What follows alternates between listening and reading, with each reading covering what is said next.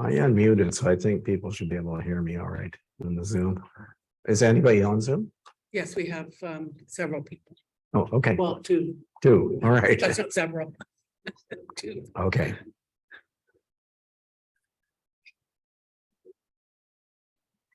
Well, good morning, ladies and gentlemen, and welcome to our strategic planning session.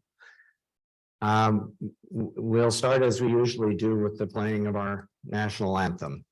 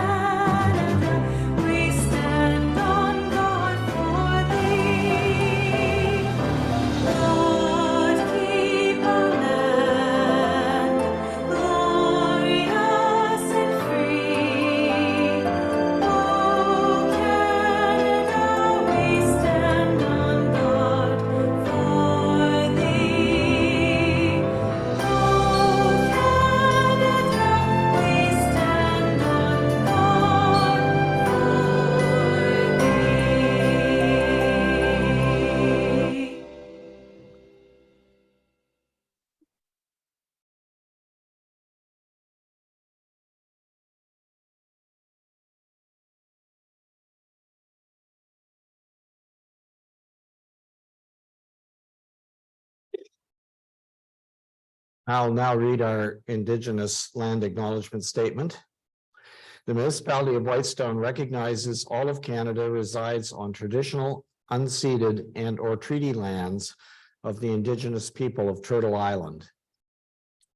We recognize our municipality on the Robinson Huron Treaty Territory is home to many past, present, and future Indigenous families. This acknowledgement of the land is a declaration of our commitment and collective responsibility to reconcile the past and to honor and value the culture, history, and relationships we have with one another.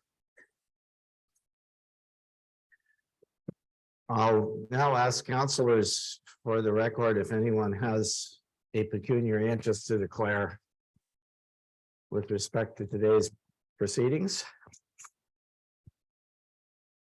Not sure how you could have, but anyway. All right, hearing none.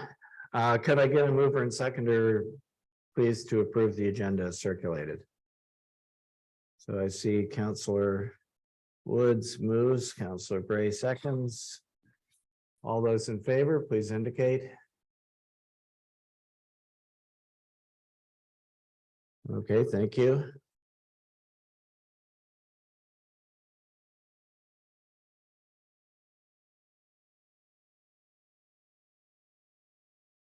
And now if we could have a motion to adjourn to committee of the whole, please.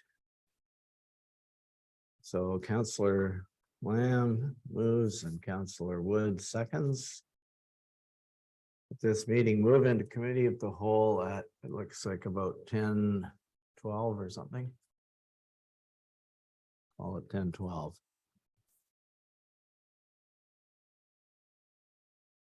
All those in favor? Okay, that's carried.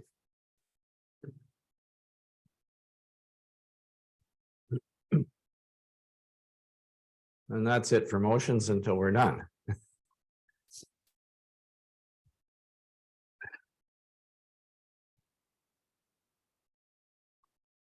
So our purpose, of course, today is to continue the work that we started on January 19th to review our strategic plan and update it. And I sent you a note last night. I hope it wasn't too late for everybody, but my suggestion is that we start by going through the what I call the high level strategic plan, which is the document that we were working to update at the last meeting, and that's currently on our website. And there are, you all have a red line copy of this with changes that were suggested and some other items that have some editorial items that are editorial changes to it that were made by staff. And so what I thought we should do first is go through that. And first of all, at a high level, I think the goal isn't to do a sort of a final edit on it really, but you can make sure that the things that we talked about last time are in fact now reflected there. And if not, then we'll figure out what to do about that. And I guess the other thing that's perhaps even more important is to see if there are any items that are there that we think either don't need to be there, and can be removed, or if there are some things that we missed. And I think, in fact, might be a couple. And so we try to capture those. And after we've done that, then I guess we would, the plan would be for us to go and start looking at the task list, which is that large spreadsheet, and try to figure out what our priorities are and how we're going to address them. So that's my suggestion for what we do today. There will be there will be a short break for what I would call a working lunch at noon, correct? Yes. Whatever. So there are some, well, yeah, whenever you're ready. By the way, we could take breaks when but please ask if you want a short break, a bio break. And feel free to get coffee and muffins at your convenience. The only other thing I should tell you is that I personally have a commitment at 2 o'clock. I have to be available on the phone to take some to deal with some real estate offers. So if I'm hoping that we'll be finished by then, but if we're not finished, then you can carry on after that, but I will have to excuse myself at that point. So anyway, so that's my suggestion for the day.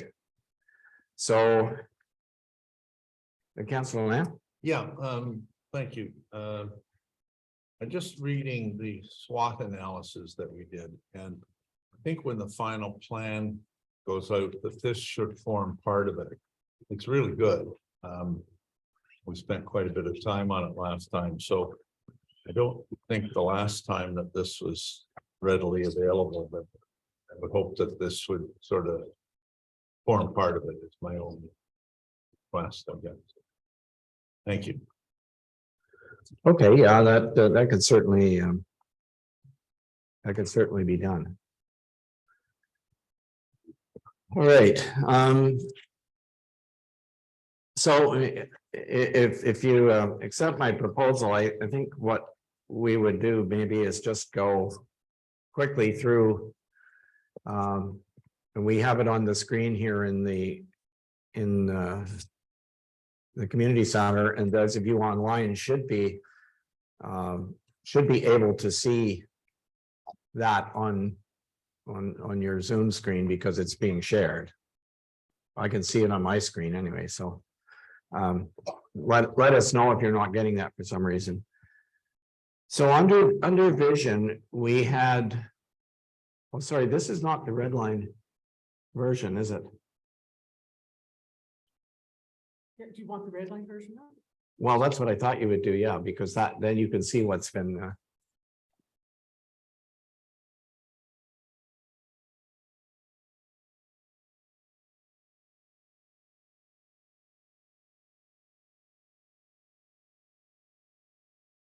yeah, thanks. Just keep going up. Yeah, that's great. Just keep going until you get to the vision part, if you don't mind, Paula.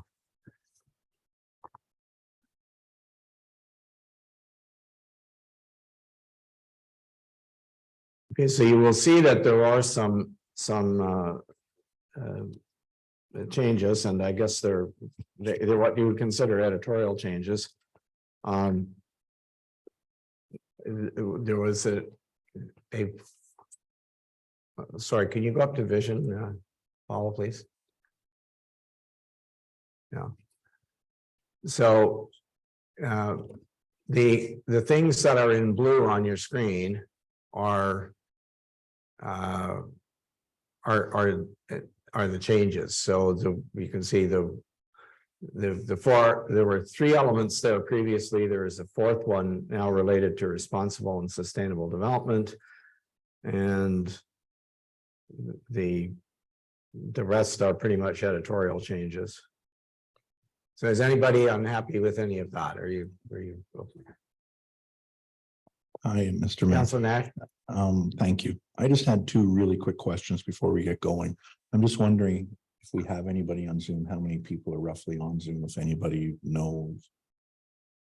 Yes, I can answer that. There are two people on Zoom. And there is one person in the room here, a member of the public, besides the members of council and staff who are here.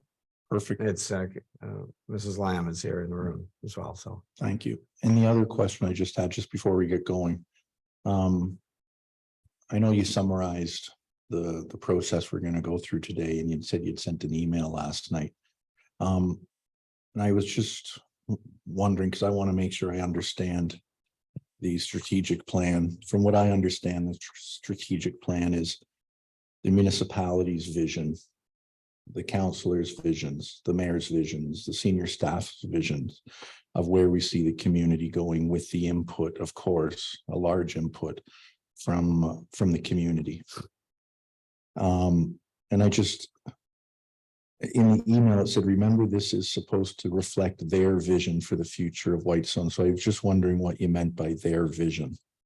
If it's councilors' visions, if it's the municipality's visions, if it's the public's vision, because yesterday again, you had mentioned this is supposed to reflect their vision. So I'm just wondering who there is. Okay, well, sure, that's actually a good question. It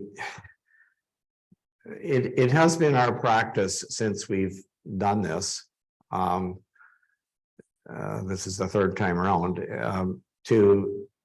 once we have what I would describe as a clean draft of this high level portion of the plan. Not all the action item details, but this part, to circulate it to the community and ask for input.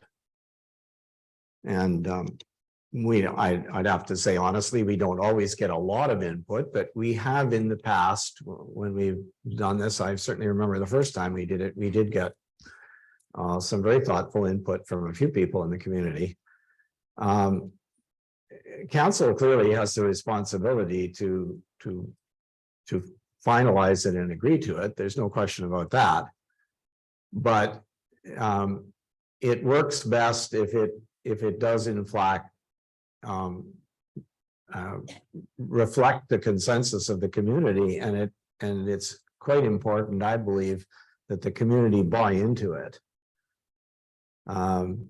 Because if you, as you can imagine, I guess, if you maybe the council might think that the community should go in a particular direction, and if the community overwhelmingly indicates that they don't want to go in that direction, then obviously we're going to have some problems down the road. I guess the other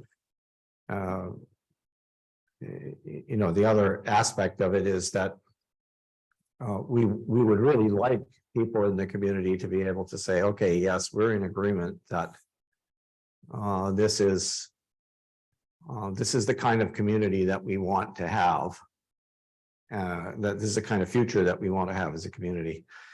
And of course, there's always the possibility that you will get some good suggestions from people for things that we maybe haven't thought of. So typically what would happen is it would go out for comment for a certain period of time.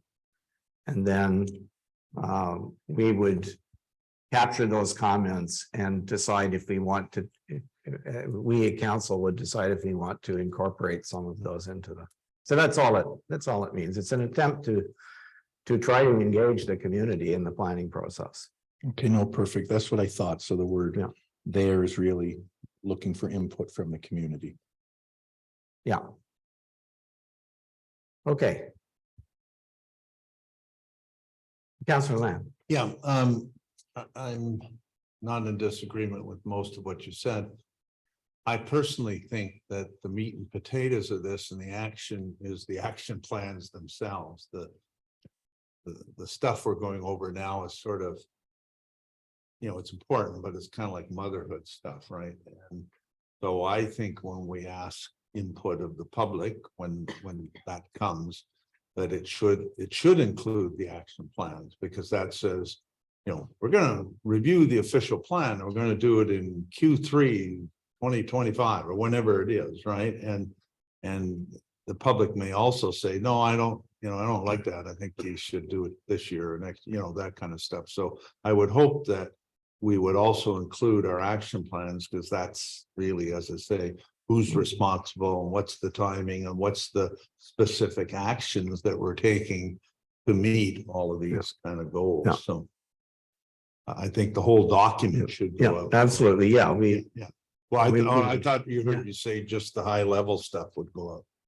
But maybe I. no, I just said, all right, now, all we're doing is we're going to this moment. in You time. said Yeah. the public, when you spoke, you said the public will get the high level stuff, but not necessarily the action plans. That's what you said. Oh, no, I apologize. I think if that's what I said, and it's not. Okay, I yeah, didn't, thank you. I didn't intend that we would conceal that. Yeah, It's, okay, thank it you. has been, yeah. I was just clarifying. Yeah, what you okay, said, so thanks. thank you. It has been public information, I think, previously.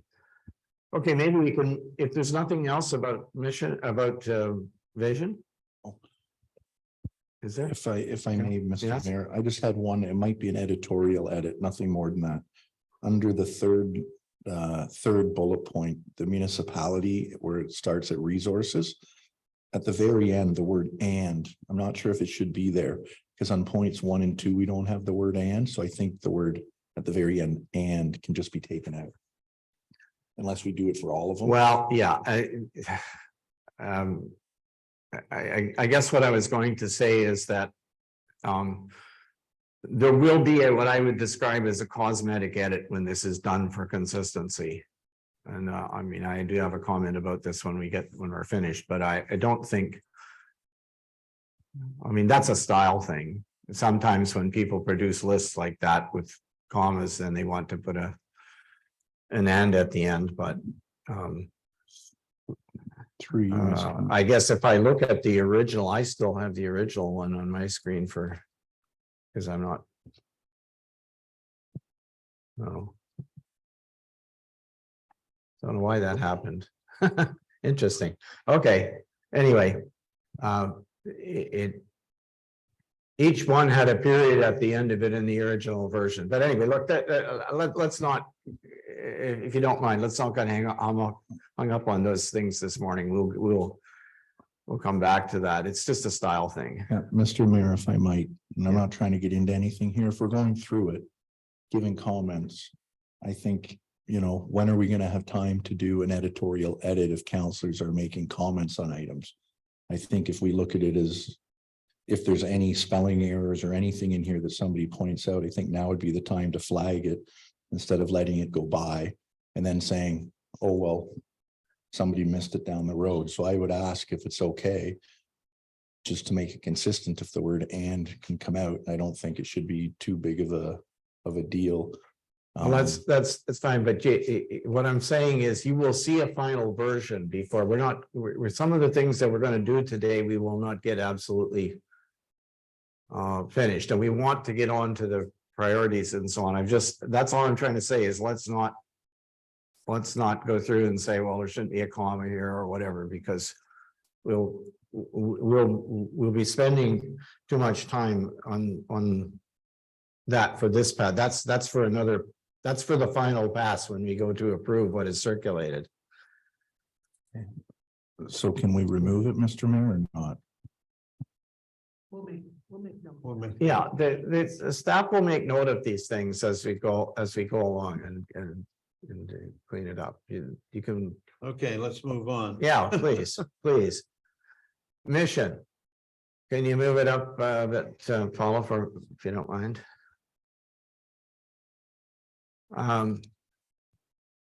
Okay, so the changes that were here are in the second paragraph, services and the investments was added. There was a slight rewording of the third paragraph. Anybody have any comments about any concern about those? Are you satisfied with those changes?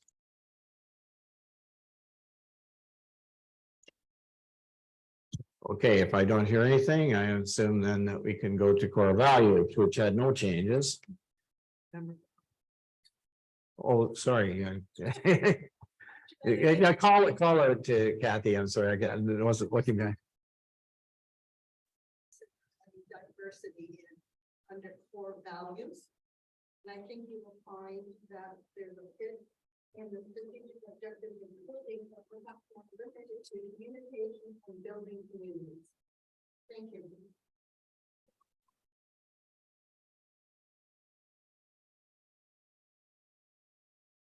Okay, any comments from people about that suggestion? I got the diversity one. What was the second? That's under core values. What was the second? I think that you'll find that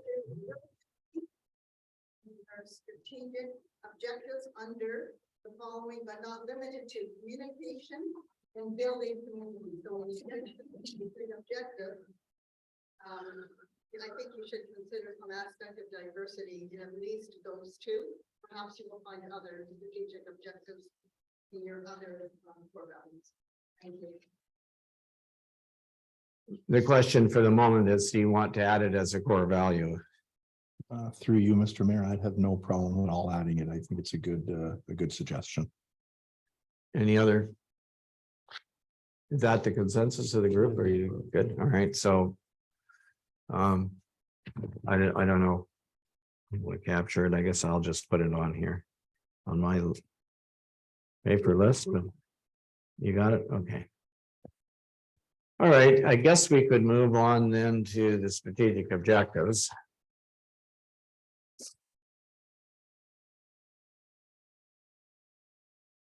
And under communication, the only change that was discussed in the last meeting was to, in item 4, which talked about environmental stewardship. And no, keep in mind, this is just the list of main headings. And the way that number 4 was written as a main heading, the description of it, the word maximize was changed to the word improve, as you can see on the screen there. That's the only change to. And again, this is just the high level list. Now we're going to get into the details about them later on. But is that a complete list, I guess? So Councillor Woods.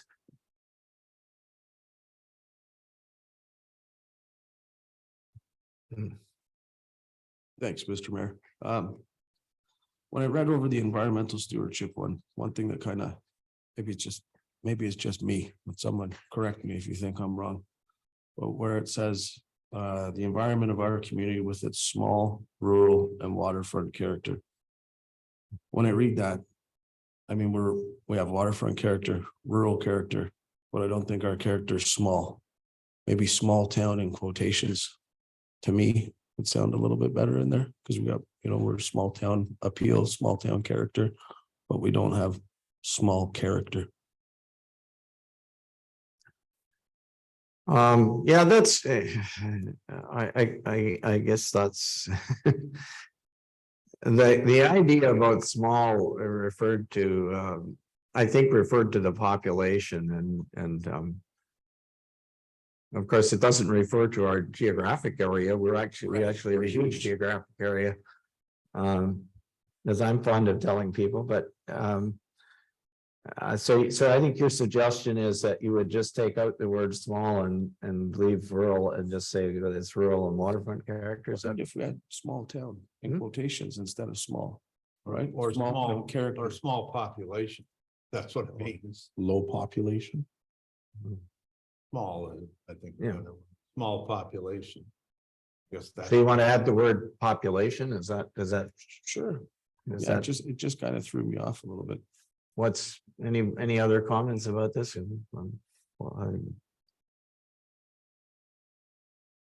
Yeah, I'd be fine, through you, Mr. Mayor, I'd be fine with adding the word after small population or removing the word small, whichever the majority of council wants to do. I'm Yeah. fine with either. Yeah, I probably the way I would say it is would be that small population and its rural and waterfront character. Yep, sounds good. That's, Yeah. Okay, that's the way I would capture it if it were up to me, but anyway. Okay, are there any other comments on this particular page? Councillor Wood, or Councillor Nash, Yeah, sorry. through you, Mr. Mayor. I think I spoke to it the last time, but I'm going to bring it up again because I think it's a very large item that we need in our strategic objectives over the next 4 years. And a large part that's going to take a lot of community input and involvement. And I would really like to see an 8th item put in. Personally, I feel there should be something in our strategic objectives here that just points right to the official plan update and lake planning.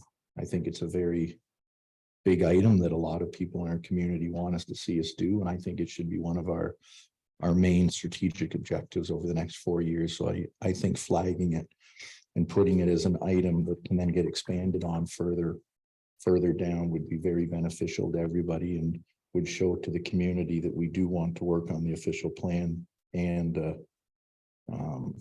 lake planning or land use planning.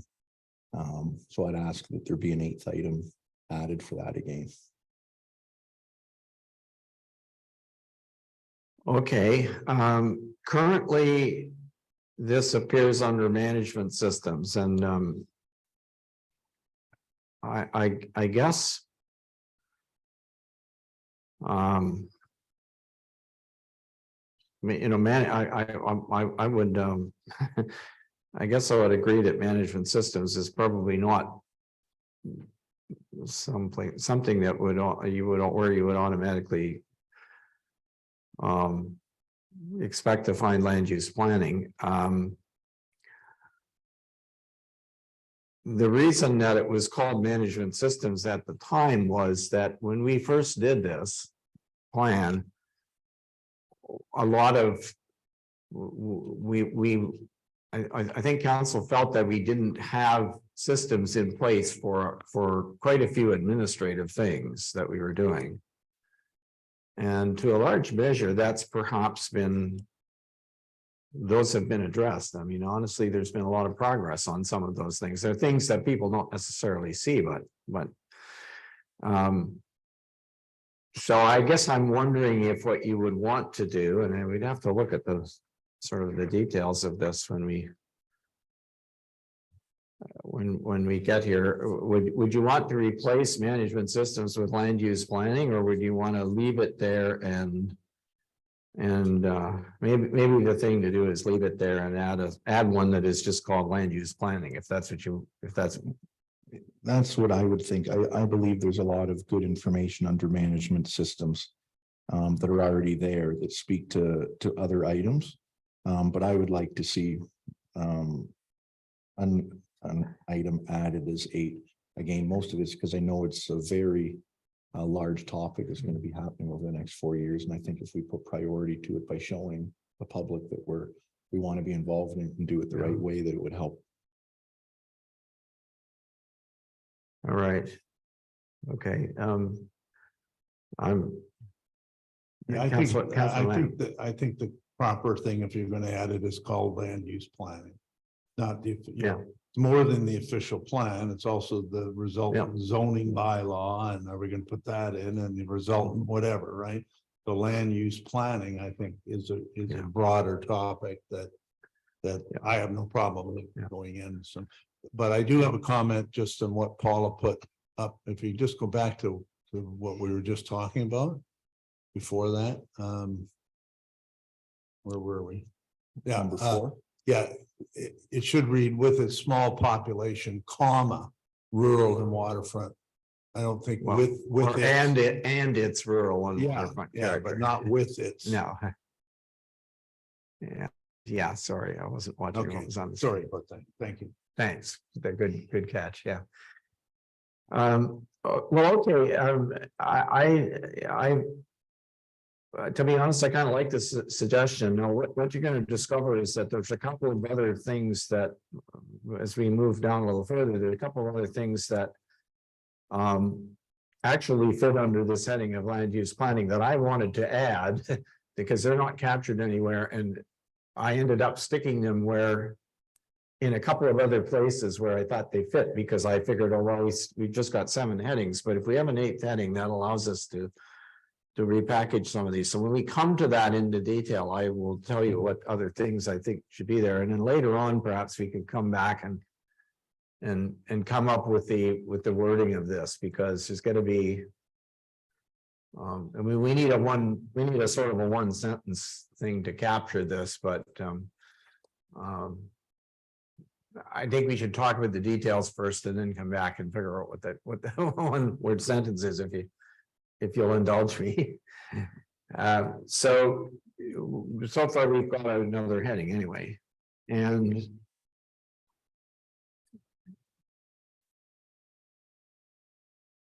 oh, I'm sorry. I see our CA has noted that Lynn Brennan has her hand up online. Lynn, do you want to unmute yourself and make a comment? Good morning, everybody. I wondered how, 2 people on Zoom and person in the audience, at what point in time do we get to add to parts, or are we listening to the whole presentation? Okay, I apologize. I should have said something to you about this. The intent is not for you to listen to the presentation. If you have something that you would like to raise, please put your hand up and make your point. At the, when we come to the particular item that you want to talk about. Great, You're thanks. giving up your Saturday, chunk of your Saturday to listen. You should be able to speak if you wish. Thank you. All right. All right, is there anything else before we leave this page? We do have a number 8 there, so all right. Well, we'll carry on and try to go.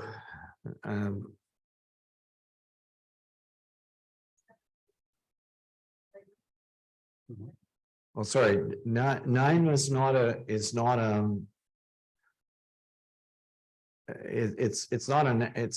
really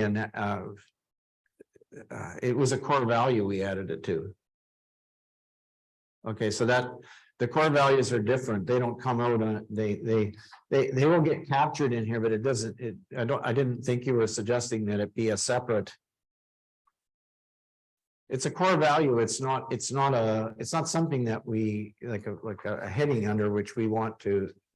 We're doing strategic. We're doing strategic objectives at this point. Oh, you don't think it's an objective? Okay. I think it's a core value. It's something that's a principle that applies to all the things that we do, basically. Yeah, no. All right, so can we go then to the communication group, number 1? And again,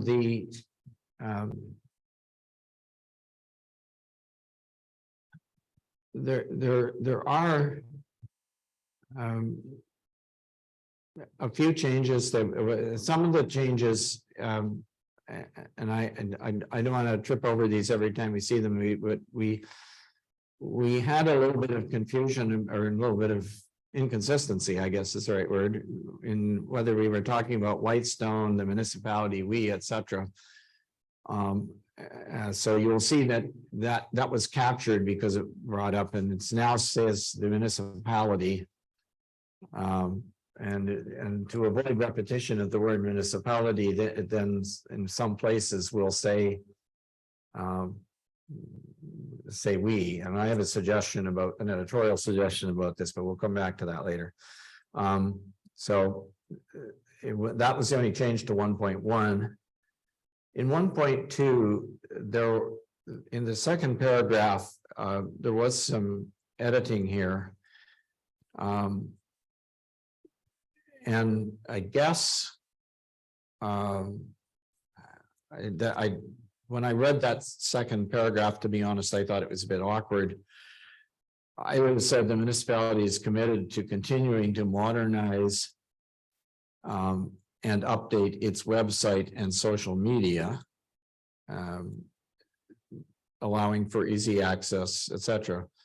And then the second sentence, I'm not really sure what that says. We're committed to ensuring that that the audio and recording options for council meetings are enhanced. Now, is that not something that we've done already, or or do you think that should still be there? I think it should still be here because I don't think it's done. I've got problems with what we've achieved, not achieved so far. But I don't care whether it's there. Okay. There or in action. We're certainly not done. All right. So are there any other comments about this section? I should just ask. Yeah. I think your first suggestion is good. Your first suggestion. Councillor Woods. Getting to the sentence that you just brought up, Mr. Mayor, where it says ensuring that the audio and recording options. We not say audio / video and recording options. Well, we probably should. I guess that's why I thought it was done, because we do have recordings Right. and they work pretty well, I think. I'm not aware that we have any problems with recordings, and I'm not really, well, audio maybe, but all right. How about audio video then? We'll leave it there. And Good. audio / video. Okay, anything else about this one? So the next one is, again, just editorial changes to the communication strategy. The words "with the assistance of a consultant" were taken out. I'm guessing by our CAO, because we don't need that anymore. I think we need to do that anymore, but anyway, any comments about that one? Through you, Mr. Mayor, I just had a really quick comment. The last sentence that starts at "these will include printed newsletters." I'm just wondering if that's more of an item that comes under a spreadsheet at the end, saying what we're going to do. I think that whole sentence can be taken out. Because I think the first part, if we just had it, the municipality is committed to updating and implementing the comprehensive communication strategy and the communication planning framework. And then various communication media will be considered as vehicles for delivering key messages and for obtaining ratepayer input and feedback. I think we can stop there. And I think the last one would go under the spreadsheet at the end as what we're going to do and when and how. Okay, so the suggestion is remove the last sentence that says "these will include." Is there any support for that? Councilor Lamb? Guess I'm neither here nor there on it. All those things need to be in the action plan. Yeah. Like I don't want to lose sight of all those things. They're important, right? And when we get to the action plan, I talk about many of these things, right? I think it's still important. Social media is important. Surveys, meetings, all those things are important. So Yeah, you wanna that's, take it out of here, it doesn't matter. yeah, I just had it as, like you said, Councillor Lamb, if we put it in the action item list, and then we can go in great detail to each one of them as we need. What do the rest of you think? You want to leave it or take it out?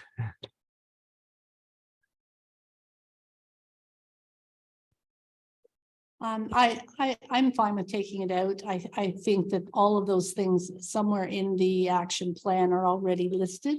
And maybe we just need to make sure that we itemize them a bit more in detail and especially the ones that we know for sure are important. Yeah, I guess keep in mind, this is the action item or the action plan priorities, what we call them, that it is to review and update the communication strategy. So this is simply saying these are the sorts of things that could be included in the strategy. The work to be done is to figure out what the strategy is. So for example, you'd be answering questions. And we have talked about these before. Do we want to continue to have printed newsletters? Do we want to have town hall meetings, right? And this isn't saying we're gonna have printed newsletters or we're gonna have town hall meetings. It says we're gonna consider those as elements of the strategy, right? Go ahead. Well, actually, it does say, because it says these will include. It's not, it may include, it says these will, and when I ever see will, I think that's a definite. But the previous sentence says various communication media will be considered. Right? Yeah. Okay, anyway, I Okay. don't know. Do you? Maybe we should just have a straw vote. Do you want to get rid of that last sentence or not? I'm not hung up on it. Trust me. I just want to. No, is that a no? I could go, it doesn't matter to me. I think either way, it could be in or out. As long as we make sure if we do take it out, that it is very much more itemized in the action plan rather than just, I think it's listed there. I'm not sure. Is that right, Paula? It's just. 1.2.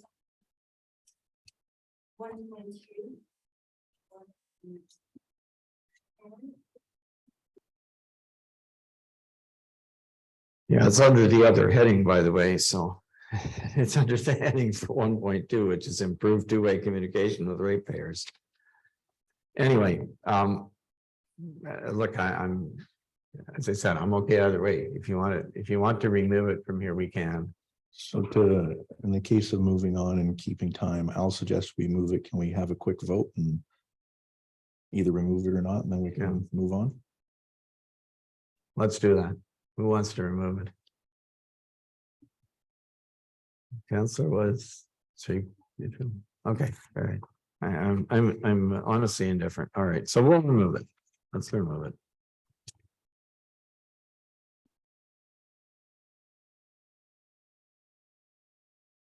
Doesn't mean we don't consider them. Okay. The next one was continue to enhance instead of enhance internal communications. That's the end. That's the 4 items that we have under communication. Okay, let's need to move on to number 2.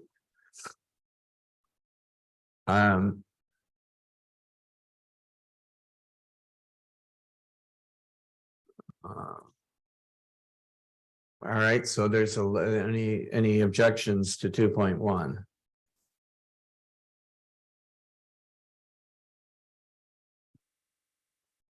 If not, any objections to 2.2? It was complete implementation of a robust asset management plan. We're already on it. So. I only had a question through you, Mr. Mayor, and it was a very simple one, but all the rest of 2s I have no comments for. It was just the word robust asset management plan. I think we're well underway, and would we just want to say complete implementation of asset management plan? of the asset management plan. Yeah. Okay. I think the, the reason where that came from is that in the original discussion, there, what, the point was made, well, we need to have all of our assets under it.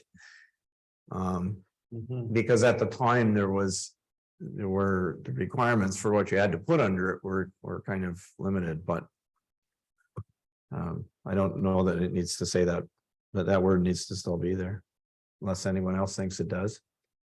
No, all right.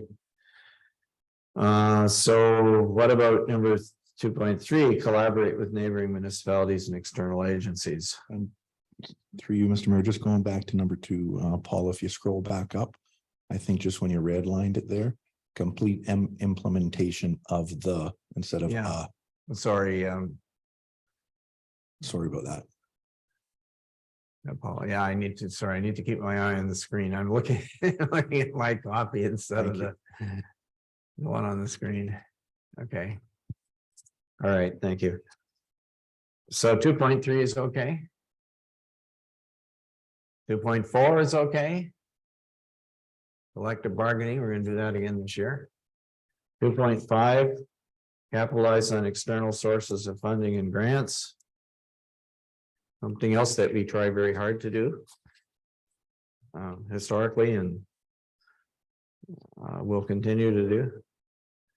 Okay, that brings us to number 3 then, management systems. How about 3.1? You okay with it?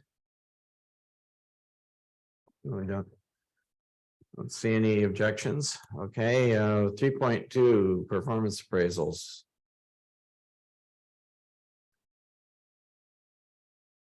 Okay, number 3, MBO, do you have any, or management, sorry, results against objectives. 3.4 was management development and succession.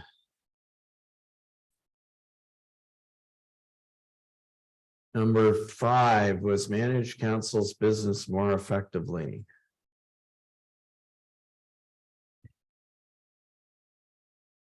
Number 6, review policies, procedures, and processes. So for this one, the first paragraph, I think, is fine as it is. And maybe that's all we need to say about that. You'll notice that we did have the official plan and zoning bylaw tacked onto this, but since we have a land use planning one, that should move to it. Yes. Okay, so we'll move to LUP. Well, Councilman. yeah. Again, I'm not trying to downplay the official plan or the zoning bylaw. But that may not be the most important thing to a lot of the people in the municipality. Well, you've got a short-term rental bylaw that we're looking at. And believe me, many people care far more about that than they do about the official plan. So, you know, again, I think in our action plan, we put out, you know, we're gonna redo the official plan and when we're gonna do it, who's responsible and all that sort of thing. But once you get into this sort of thing, you know, saying, oh, we're gonna hone in just on this, but you know, the official plan of zoning, it doesn't do fairness to the other things that we're going to do in terms of bylaw. Right? We had a trailer bylaw that might be as much to people as the zoning bylaw. Anyway, that's just my comment. I know it's got to go under land use planning, but just have to be careful that we're not just honing in sort of on. Again, I don't want to downplay the official plan. It's an important thing, right?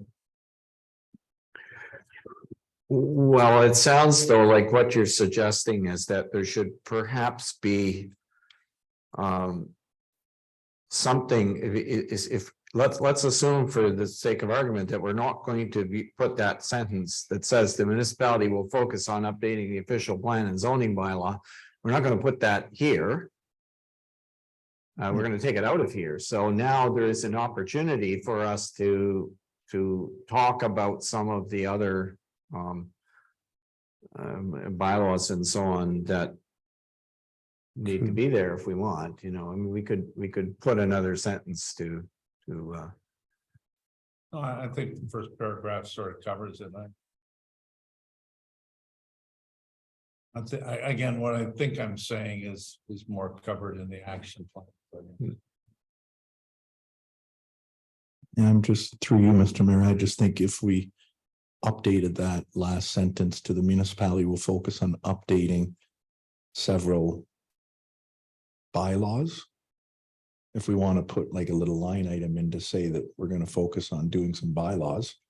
Or we can, I think the sentences highlighted now would go under 8, but if we wanted a second sentence, we could just note something that we're going to look at a number of bylaws. Or I think the first sentence does cover a lot of it, though. It does. Yeah.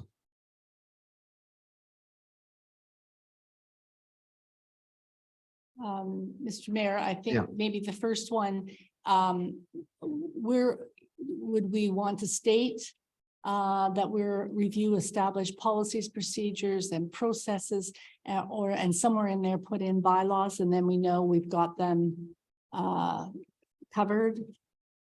And then we could take out the last one and either figure out where it would go or use it mainly as a strategic in the action plan, sorry. So put bylaws in the first paragraph somewhere, or is it already implied?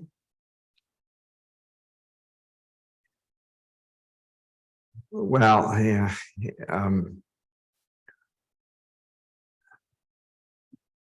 there are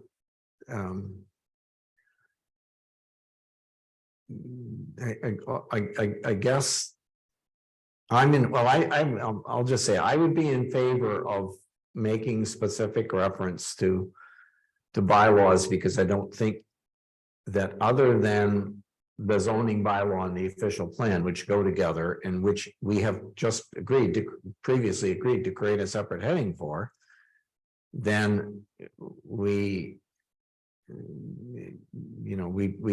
probably should reference bylaws, I would think, separately, and mention some of the ones that we know we're going to work on. The only other comment I would make is that there is an item related to the planning process itself. And then, by the way, there's some other land use planning things that we're going to come to besides the zoning bylaw and the official plan. So there's a bunch of other stuff to go under number 9, right? But I think anyway, but there's also the planning process itself, which I'd rather defer the comment to that till we get to it. But so I mean, I guess that's what made me think that that this should be it should be under here, because that was before we had number 9. So we can take away the emphasis on the official plan and the zoning bylaw, and because we got another place to put it, and now we have an opportunity to put a sentence that refers to the bylaws that are not related to official planning, like the land use planning, right? Does that make sense? Through you, Mr. Mayor, in order of time, I know we're going to be here for a while. Yeah. But if we're removing, I think everybody agrees we're removing that sentence. Yeah. If we want to add a simple sentence that says the municipality will focus on updating several bylaws, and just leave it at that, and then under the action plan, we can list all the bylaws. Right, instead of listing them there, I think we're going into a bit too much detail here sometimes. So if we just say we'll review, the municipality will focus on updating several bylaws, and then under the action plans, we can list them all, the ones that we think, which I think is already done. I think staff has already done that by outlining them. So we just want to add a simple sentence and move on. I'm sure everybody would be in agreement with that. Okay, well, all right, our CIO has just suggested that we insert the word bylaws in front of the word policies in that first paragraph. How about that? Does that satisfy you? I think that's what Councillor Bray was suggesting before. I think that's a great idea. Okay. Well, thank you. That's it. That, I think we have a Okay, solution. Let's So move on. I agree. Okay, number 4. I'm sorry.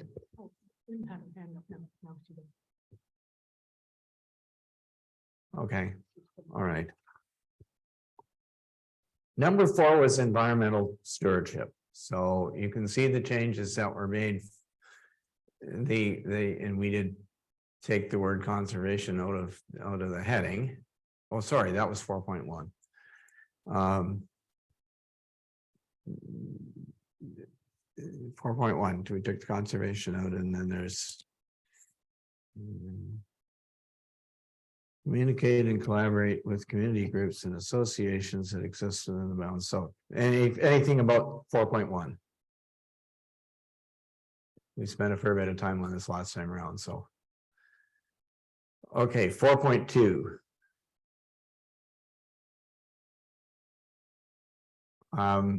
Excuse me, Lynn Mayor, I had Brennan, my do you have hand your up hand for 4.1. Okay, go ahead. Can you speak right into your mic, please? Don't know how to do Okay, that. I can on hear you now. my- I just didn't hear you at the beginning. Sorry? I just had trouble hearing you at the beginning there. Okay. Could you please explain why the changes to 4.1 were made? I can't see it anymore. What the rationale for that was?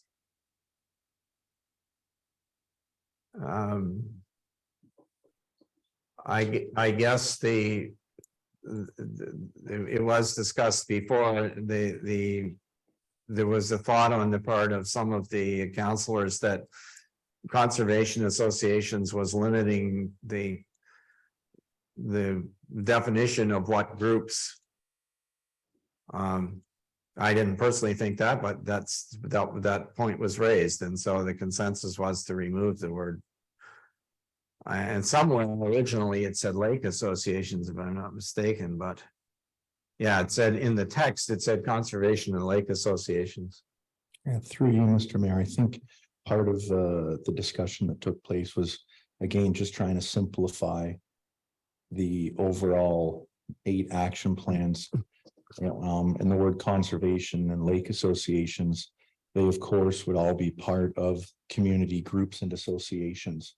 And I think a couple councillors have brought up, there might be a road association, there might be other associations.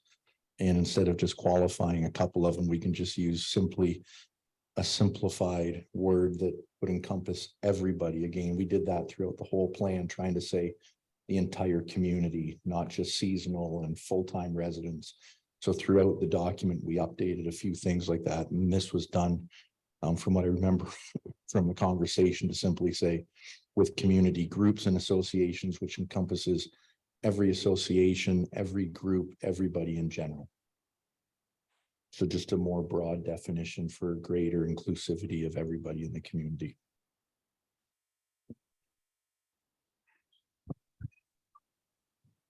Okay, thank you. So how about 4.3 water quality?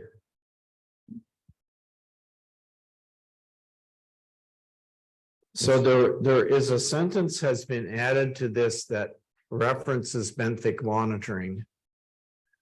And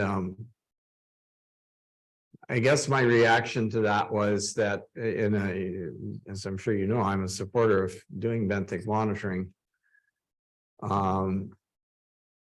But maybe this is in the same category of picking out one piece of detail at the expense of others. There are there are two things.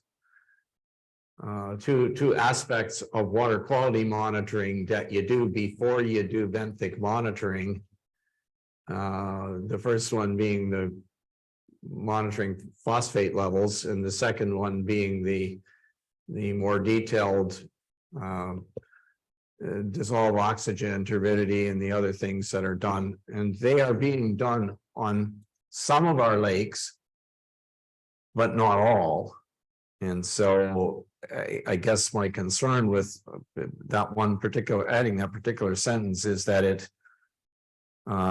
suggests that benthic monitoring is all we care about, and we need to do the other things. We need to make sure we're doing the other things everywhere, and then expand the benthic monitoring. So we still have some work to do to make sure that we're monitoring the other elements of water quality in some lakes.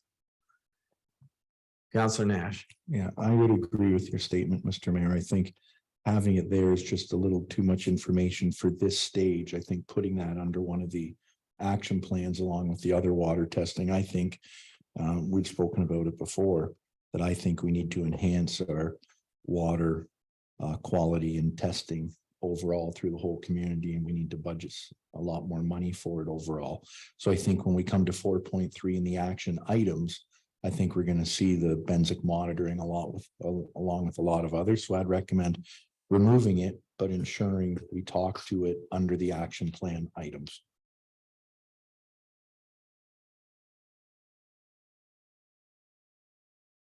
Okay.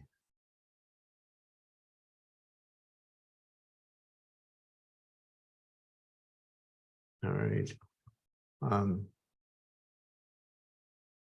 I just actually was just thought of something as I read that sentence, and I wonder if we could insert the word monitor after.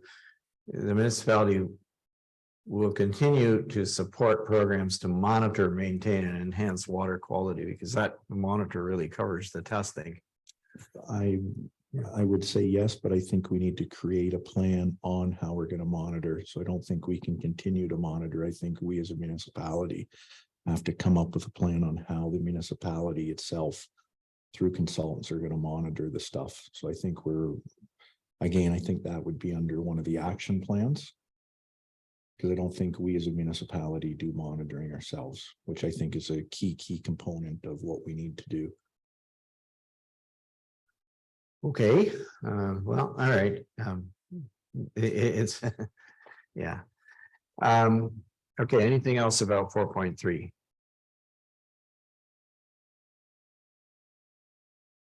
Number 4.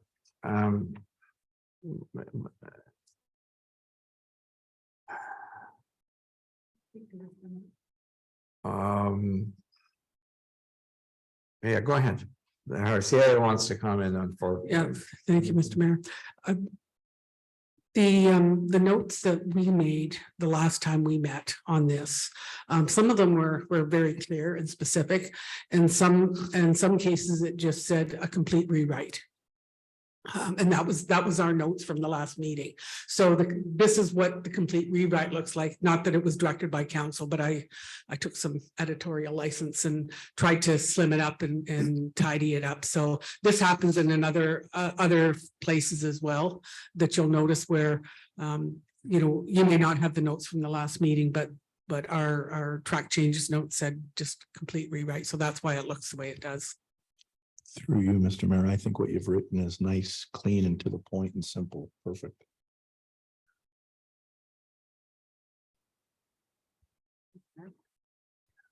Councillor Lamb.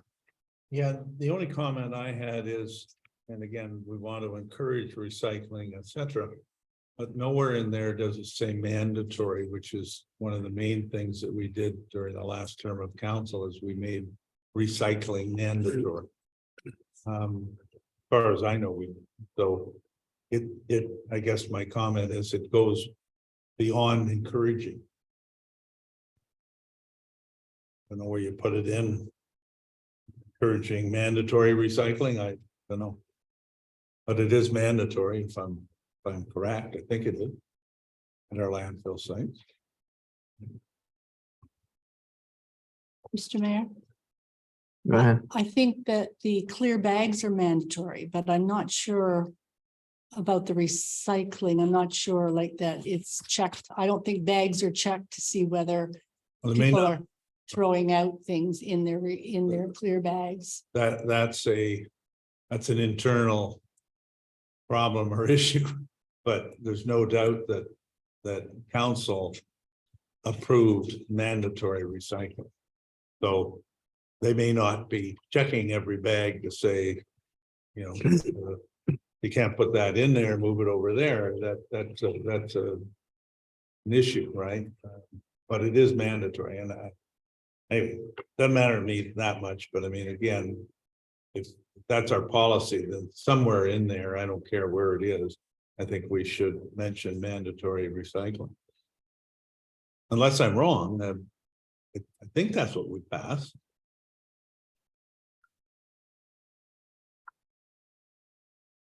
From CAO. Yeah, I'll double check. Yeah, Yeah. I'm almost sure. Why don't we put that in there as a note, and as the mayor said, there's going to continue to be edits, so we'll make sure that that's actually what Okay, council thank you. passed. Thank you. Just two comments, and I don't want to spend time on this right now, but you'll notice that every one of these items, and this is just again a style thing, but every one of these begins with a verb. So we've taken away, I don't remember what the verb was, but it would have been a verb. Like monitor, educate, plan for, etc. So we've broken our style template. But anyway, that's a minor thing. Perhaps of more significance, and I don't know that we. Well, I'm inclined to want to capture it here. There's the significant thing that is going on in the background here is of course is the producer responsibility for recycling, and this is not entirely under our control, but nevertheless that is going to change how you know how we do the recycling piece, and the focus that we're going to be left with is that continues to be our problem, if you like, as a municipality, is going to be to what would you do with the garbage to the actual landfill. So that doesn't take away from anything that's said here. Okay, I'm not arguing with the CIO's rewrite. I kind of like it, but I think it's just, you know, it's a question in my mind as to whether we need to recognize somehow that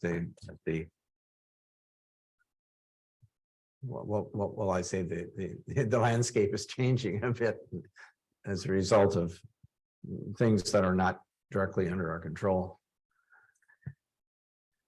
I don't know. It's something to think about, I guess, but we're not. Maybe we should, unless anybody has a specific suggestion, maybe we should just keep moving. So we.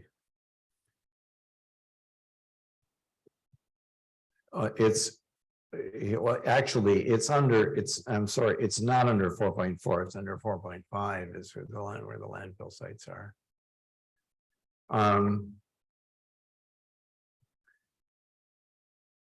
Let's just look at 4.5. Two existing landfill sites have limited and diminishing capacity for long-term future use. Right? Given the lengthy and difficult approval process, it's important to plan. What does it say? Important to plan for white zones. Okay, reaching capacity. All right. I'm going to say in the next sentence, say as of 2021, that does not actually, I don't think that detail does not belong. I would say does not belong at this level. That's something that's going to change as before we get to update our official plan anyway. But maybe the place to capture the maybe this capture the producer responsibility thing is that last sentence that's there. So my suggestion would be take out the second last sentence, but I don't know. What do the rest of you think about this one? Through you, Councillor Mr. Mayor, Nash? I'm fine with removing the second last sentence if you'd like it removed, no problems at all there. I think we capture it in the last sentence saying we have to prioritize what we're going to do for the development of future options and considerations. So I'm fine with that sentence being removed.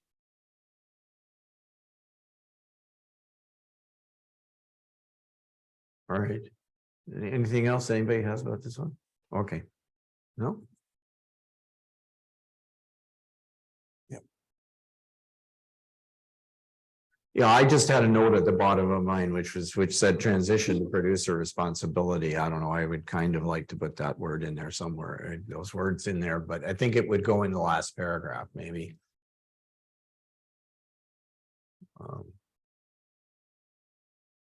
right. If there's nothing else, 4.6, enhance forest fire protection. It's the way it is. No changes to that one. Mr. Mayor,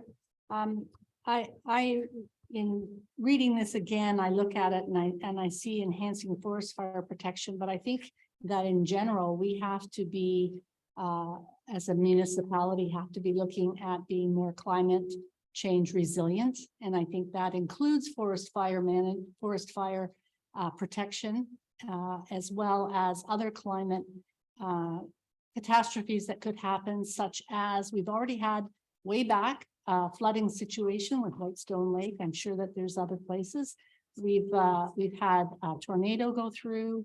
We've had the ice storm. We've had many things. So we know that climate change is happening. We know that we have to be more resilient as a community. And I think we need to address this. And it will go along quite well with the ice cap and our work through that group as well. Thank you. So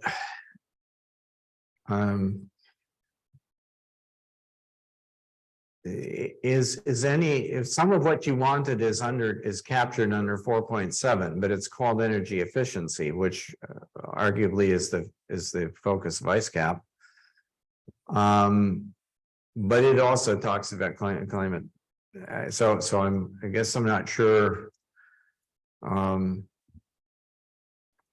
Do you want to have a separate heading for climate resiliency, or do you want to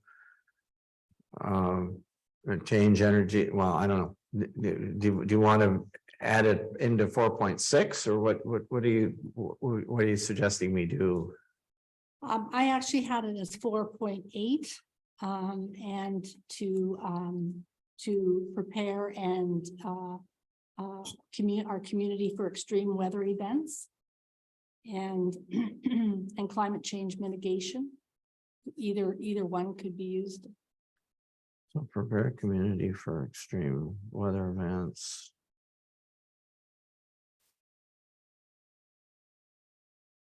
And what was the second one you said? The other one was just the climate change mitigation Okay. as a community. And I was thinking in terms of preparing our population, like our residents for this. Yeah. So what's the people's, do you get what Councillor Bray is suggesting, that we basically add a 4.8, which I guess we didn't do that when we went, I don't know. Let me see.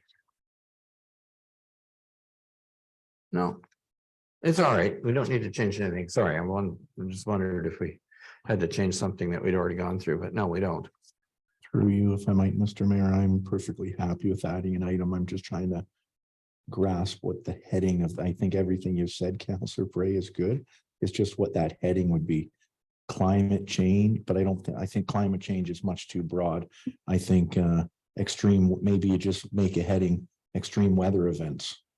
that's the heading, and then we just say we're gonna focus on seeing what we Yeah. can do to help with that. Like you said, the forest fires or the tornadoes or the flooding. I think it's a We'll great put you idea. in charge of tornadoes. In keeping with our style, I would suggest that 4.8, if you're gonna add it, be called address climate resiliency, and then. We put those things that you're talking about underneath it, right?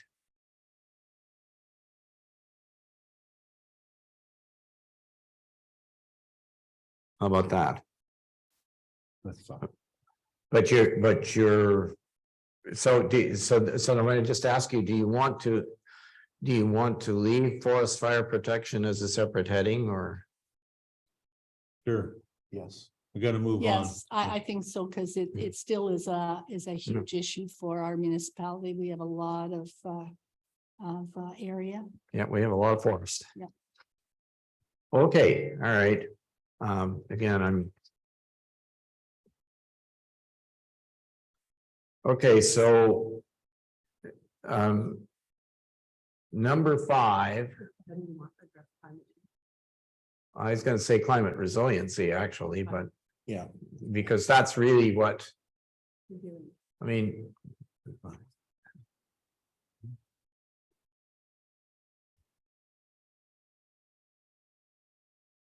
Yeah, there's no E in resiliency. Oh, well, there is, but not a second one. This CY, resiliency.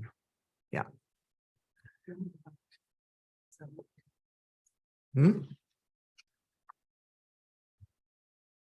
4.7. Oh, yeah, we didn't really talk about that. I called 4.7 improve again, just trying to get a verb there, improve energy efficiency. And I support that. I mean, it isn't. It isn't just about ice cap, of course, but. And I don't know if we need the objectives. Well, they're. What do you think about that? I mean, I get, part of me wants to sort of compress it down, like actually the objectives may be the more important. Part of it, but. We've already got well, I'm gonna say we've got climate, we've got adapt to a changing climate by building greater resilience. We've got that as a separate item now, so. I don't know. What do you think? Any suggestions about that one? I think we put the word improve in and we move on. We're an hour and a half into this thing. We're never gonna get to action plans. Okay, all right, thank you. I share council, and I'm just concerned with this. Okay, number 5.1, Mr. Mayor, are we not gonna go back to 4.8 and come up with some points? What was that? well, I thought we had some high level points that we could put something down in and this. just on the heading. I think it's a play on words, but just, I don't know how we will ever address climate resiliency. I think we just leave the heading as climate resiliency, and then underneath it as our action plans, we'll say what we might want to try and do. Well, if we're going to do something, then we're addressing the issue of climate resiliency. I mean. Yeah, each heading should start with a verb. I mean, otherwise it's inconsistent and it doesn't. Anyway, that's all. But the points that Councillor Bray mentioned under that were prepare the community for extreme weather events and climate change mitigation, which is things that we would do to try to address climate change. So, for example, if we are concerned about increased flooding, what are we going to do about increased flooding? Or increased tornadoes? Are we going to do some things? And there are actually some things that I think we should do that we're going to come to in due course, hopefully. So. I just, can we? I mean, we will have one more chance to do a final edit on this, okay? As, so.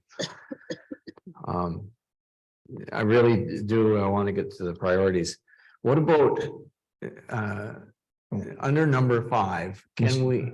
Oh, sorry, Mr. Mayor, just going back to 4.8, I think. They're just trying to type it out, but Janice, could you just repeat what you tried to say there so that staff can? type it Prepare out? the community for extreme weather events. I'm sorry, I'm not helping Paula here. My apologies. And then weather. The community for extreme weather events was the first. The weather events, yeah. Yeah. And the second one was climate change mitigation was the. And climate change mitigation. In other words, if you wanted to make it as a verb, you'd say mitigate climate. Anyway, that's enough for a heading. We're just going to write words to make those to express those ideas, right? That's all. So 5.1. Anything about 5.1 that you want to? There are some edits here that have been made. And it talks about asset management again, but you know, it's our road and bridge plan. Which we've done it recently. We'll do it again, I guess, as time goes on. Has to be updated every so often. Every what, 5 years? Yeah. Anything on 5.1? 5.2 is the road grant protocol. Minor edits there. Through you, Mr. Mayor, the only minor edit I would say is I know we have it as an action plan of reviewing it. So I think it should just say, instead of support the existing private unassumed road grant, we simply say support a private unassumed road grant protocol. Just take the word existing out because it might be changing. So support the, or yeah, Paula, sorry, support the private unassumed road grant protocol. You can just take the word existing right out, I think. If that works for everybody. So you just want to take the word existing out and leave the rest? Yes. Okay. All right. 5.3, information and regulatory signage.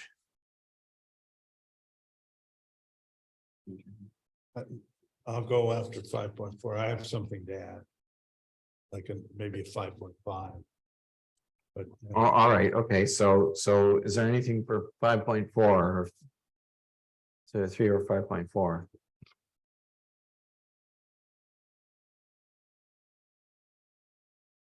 Okay, so you want to add a 5.5. well, it may be covered other places. Certainly it is in the action plans, I think, but is it important enough to put in like our boat launches and parking? And that's a big issue, particularly the boat launches. You know, that's part of our infrastructure, I guess. So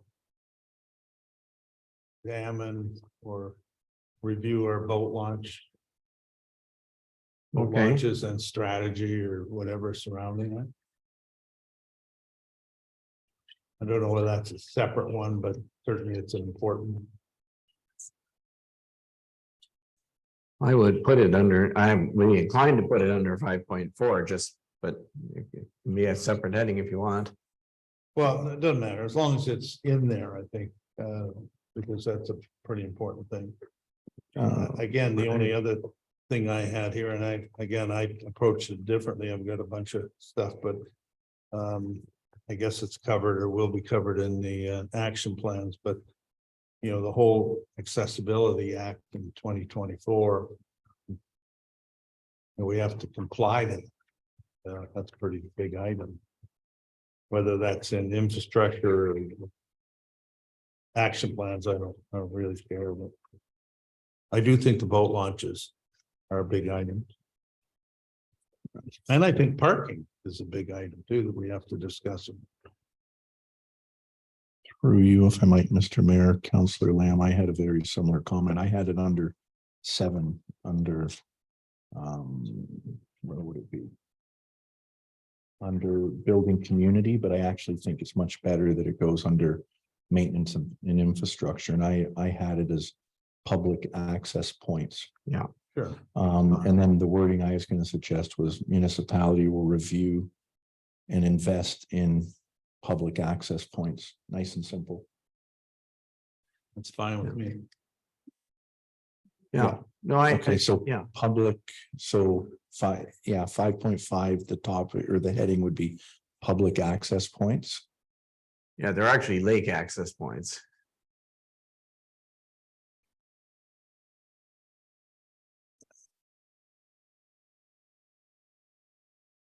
And But then are we making it a separate point, or are we just including it under public land strategy? I suggest a separate point as Councillor Lamb has suggested.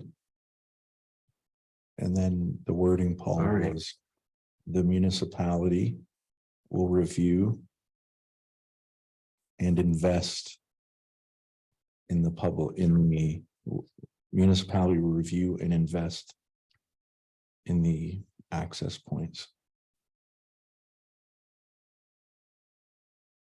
When I had it under item 7, I talked about public access as the boat launches and the trail system that we should invest in.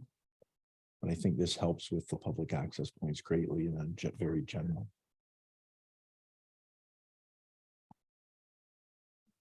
I would say review, develop policies and invest in access points.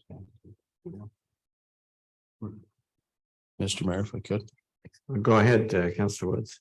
I would say parklands, launches and landings. Policies, implement.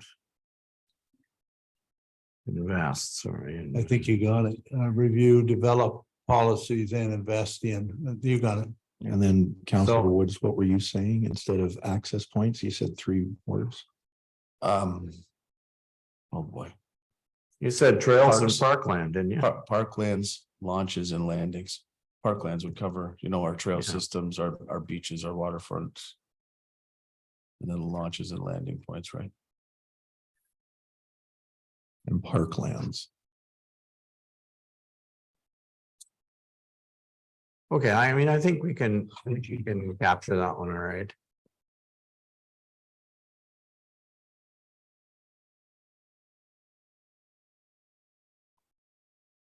Okay, can we move on to number 6, economic development?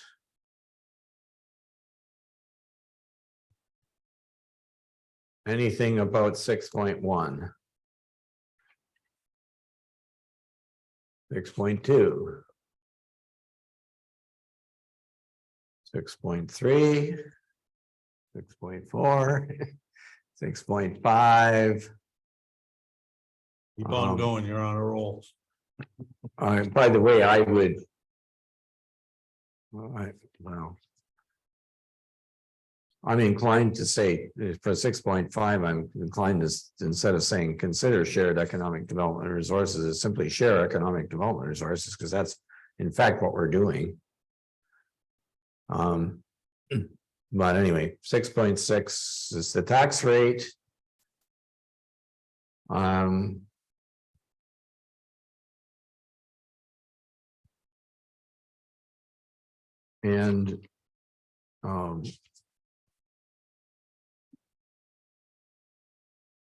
And I had sorry, anything so far? No? Okay, I put a 6.7 here, but I would put this, I would be inclined to move this one to land use planning, but I'm going to tell you what it is. I'll read you what it is. I actually had 2 of them. Number 1 is the first one is identify areas for potential commercial and industrial land uses. And I would title that, we will identify available land The municipality will identify available land within its bounds suitable for commercial and or industrial development together with compatible uses. And I had another one, which I actually put under 7 point. I put it under item 7, but just so you get the flavor of it. And this one, it was entitled Encourage Development of Attainable Housing. I can give you some words for that one, but I think those both belong under land use planning, since we've now created a major heading for land use planning. Anyway, I'm not suggesting we add them to economic development. I mean, the first one, the one about commercial industrial land uses would be economic development, but I mean, it relates to economic development, but it's I think if you're going to do land use planning, you should put it there, right? Because that's part of the process, the land use planning process. Anyway, that brings us, if there's nothing more about number 6, that brings us to number 7.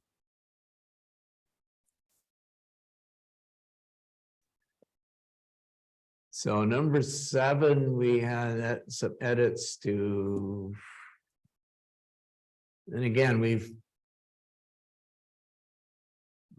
some edits to promote community assets. Anybody, if you speak up if you have a problem with any of these. 7.2 is the Whitestone Lake public school, and our CIO, I think, added a sentence about licensed after school program.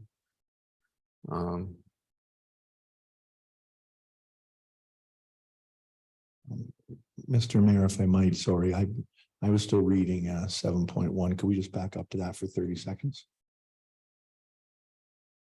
When we talk about what we added there, this includes the Dunchurch Community Center, the Dundome Pavilion, the Library and Technology Center, the Whitestone Waterfront Park, numerous boat launch locations, and our wonderful walking trails.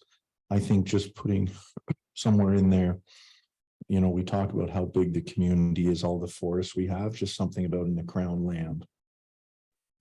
So I think it would be boat launch locations and take out the word and, so it'd just be comma, our wonderful walking trails, Nesbitt and Whitestone. And after that, and the vast Crown land.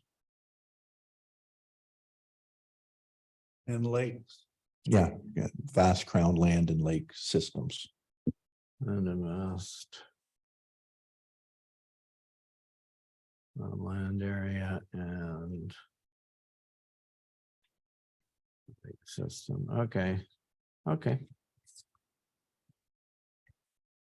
right, no, 7.2. I don't think you need system at the end. It's just Crown land and lake. Vast area of Crown lands and lakes. Why don't you say that? Vast area. Area of Crown lands and lakes. Area of Crown lands and lakes. How's that? Okay. All right. So number 7.2, are you okay with that addition? Mr. Mayor, Yes, Lynn. for the section you just did, I can't see it on my screen again. In terms of the verb, should it be promote and preserve? I'm concerned in terms of what you're doing with the Crown land and the lakes. I guess my answer would be the preserve part was back in the environment section. I think the point that we wanted to make here was we wanted to promote these and encourage use of them. I mean, obviously we want to encourage responsible use of them and so on, but still. This is simply to highlight that this is these are assets of our particular community.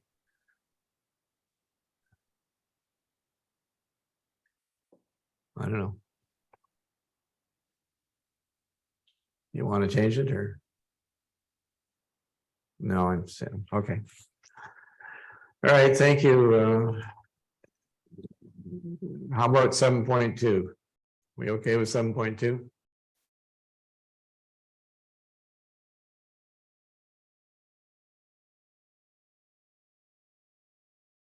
Seven point three, some editorial changes.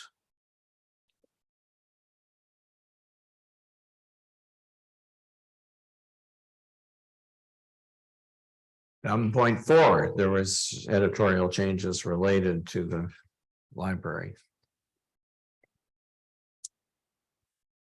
What we have here is, I don't know, is there more? Yeah, sorry.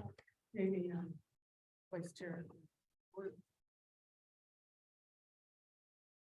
Thank you. The library is currently working on finalizing the mission statement. That will be done shortly, and we will provide that to you for inclusion.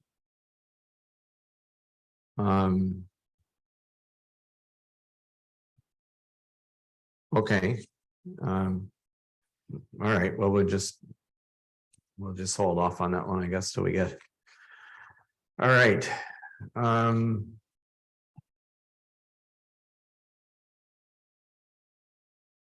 7.5 and 7.6. I wondered if those in fact could be combined into one thing, and it would, the heading would probably be the heading of 7.6 and simply have a paragraph around community improvement programs. I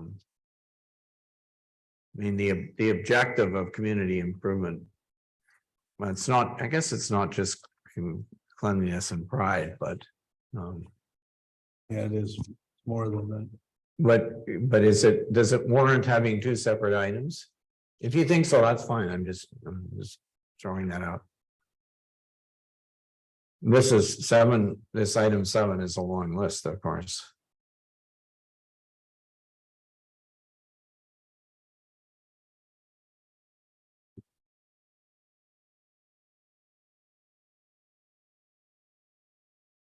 Anyway, if you want to leave it, if you want to leave them the way they are, that's fine. There's a bunch of edits to how it says 7.6.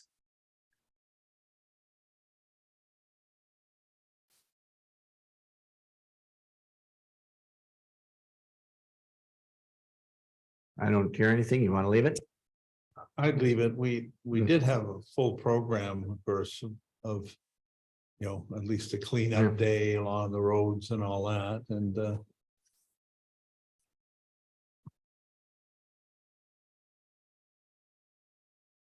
Okay. All right, so if there's no move to change it. 7.7 was recruitment and appreciation of volunteers. 7.8 recognize milestones. This is a slightly different idea. Number 9 is promote health and safety.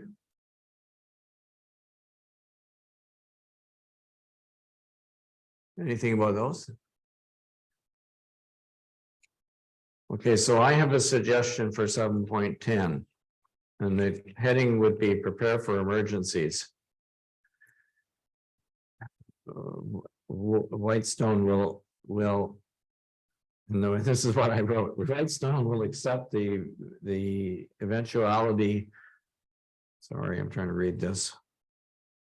Oh, sorry, of having to deal with emergencies such as fires, floods, chemical spills, etc. And we'll take steps to ensure that we have plans and resources in place to deal with them. I saw this as a missing element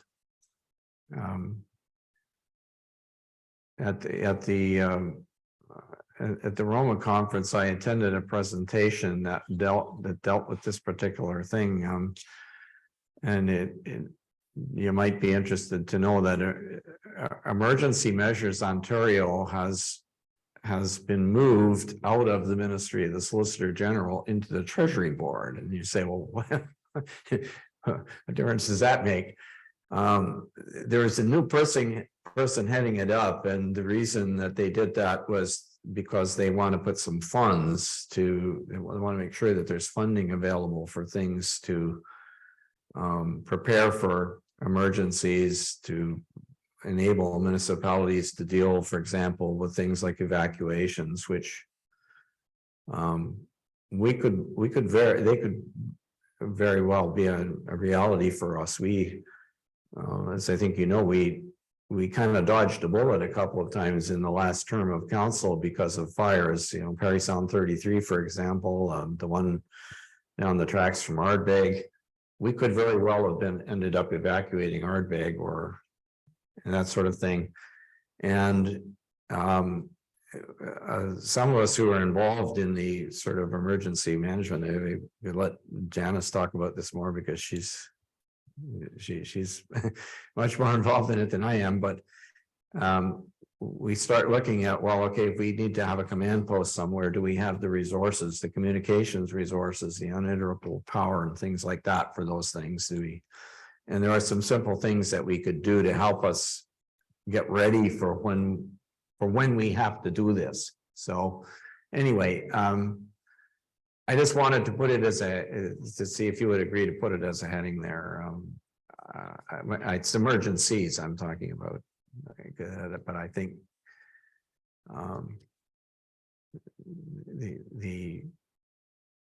there is, and of course we work with other agencies to do this, but there are some things we could do, and there may even be some assistance available, some financial assistance available for things that we actually would want to do to increase our preparedness. I have no problem with that going in, and I think you gave the wording, and maybe you could just give it at the end or whatever to Paul. Yeah, I can give it to Paula later on. Good.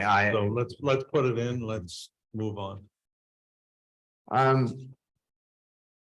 There was one more that came up that was brought up earlier, and that might come under this one, or it might come under assets. I don't, or asset management. I don't know. And that's just the accessibility one. Did you want to highlight that one, or?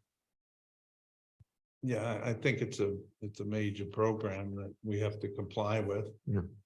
Would you like I to? think it's more under asset management, our structures and our buildings and making them, handicap accessible and all that kind of stuff. So I think it's better in that area, but I think we should mention it at least, whether it's a separate dot point or not. I really don't care as long as it's in there somewhere.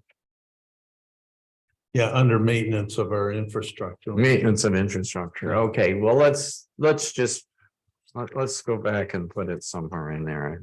I didn't want to lose it, that's all. I'm not sure that it's big enough to have a separate point. I just want to make sure that it's in our plan, right? I don't know where else you'd put it. I think you can. I think it should be under the asset management somewhere in there, because it's going to go along with buildings and things like that. Not just buildings, but we have to look at everything. But I think buildings, number one, are the big area that we are deficient in. Yeah, there are things like, for instance, when we put the dock here in town in Dunchurch, that main dock area is handicap accessible, right? It's got a ramp, it's got, railings and things like that. So it's more than buildings, right? But I don't care whether it's a separate dot point or in there somewhere, as long as it's mentioned. Okay, I put a note for it under the asset management item, which was, sorry, it's 2.2 is asset management. We'll just add a sentence about that. So we did have. This is the last thing we have on our list was a number 8.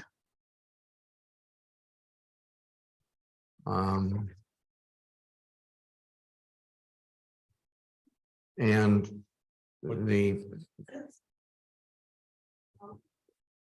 I'm just liking to suggest that under 7.10, you include the word pandemic.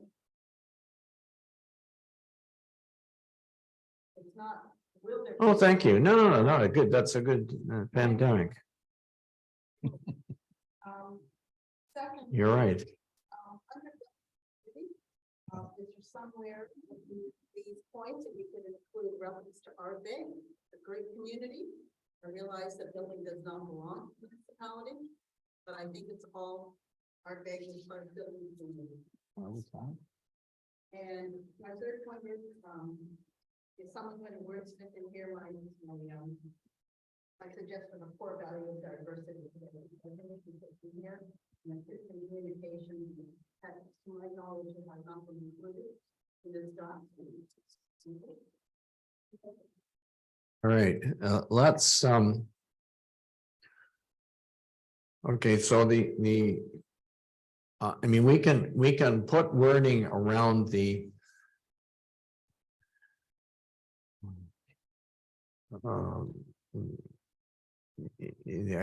I guess the issue is when we describe our community, we have four micro communities. Oh, we have more than that, I mean, because we have Dunchurch, we have Fairholme, we have Sunny Slope. But my concern about, and I think Ardbeg is important, but my concern about mentioning that is that some people from Maple Island and Whitestone may say, well, how come we're not mentioned? So I guess what I'm suggesting is we either, if we're going to mention them, we either mention them all, or that's my concern. I don't know what do the rest of you think about that? For you, Mr. Mayor, what item would we be talking about, like under which? This would be under number 7 somewhere, and I guess it would be. Sorry, I guess it would be.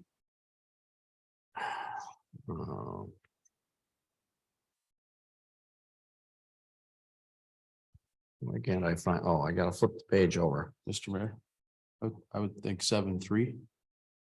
Yeah, 7. It would come under 7.3 if we wanted to. You want to add something and mention the I guess maybe I'm wrong, but I kind of think of 3 main areas. I don't think people Sunny Slope is mentioned, but I think they think of Dunchurch, Maple Island, and Ardbeg, 3 main ones. I would put to you. That would offend other people, but well, Whitestone I mean- itself is also a. yeah, Whitestone. The village of Whitestone is That's or true. whatever it is. It's not a village, it's a hamlet or a, Yeah. I don't know, but. It's a settlement area that's distinct from Ardbeg. You have it and then you go. I mean, they all kind of run together in my mind, but I don't. I'm just concerned about somebody saying, well, how come you left us? That's all. Okay, then don't put it in. Let's move on. Okay, so the final I'm sorry. I guess not. Well, I think there was something under That's a good one. 7.10 that was brought up about the pandemic, was it? Yes, we got that. I Oh, did you? captured, Okay. well, sorry. Oh, it's under. Yeah, I have put it, I added it to my wording, which I'm gonna give. And then Paul when we there finish. was the word diversity.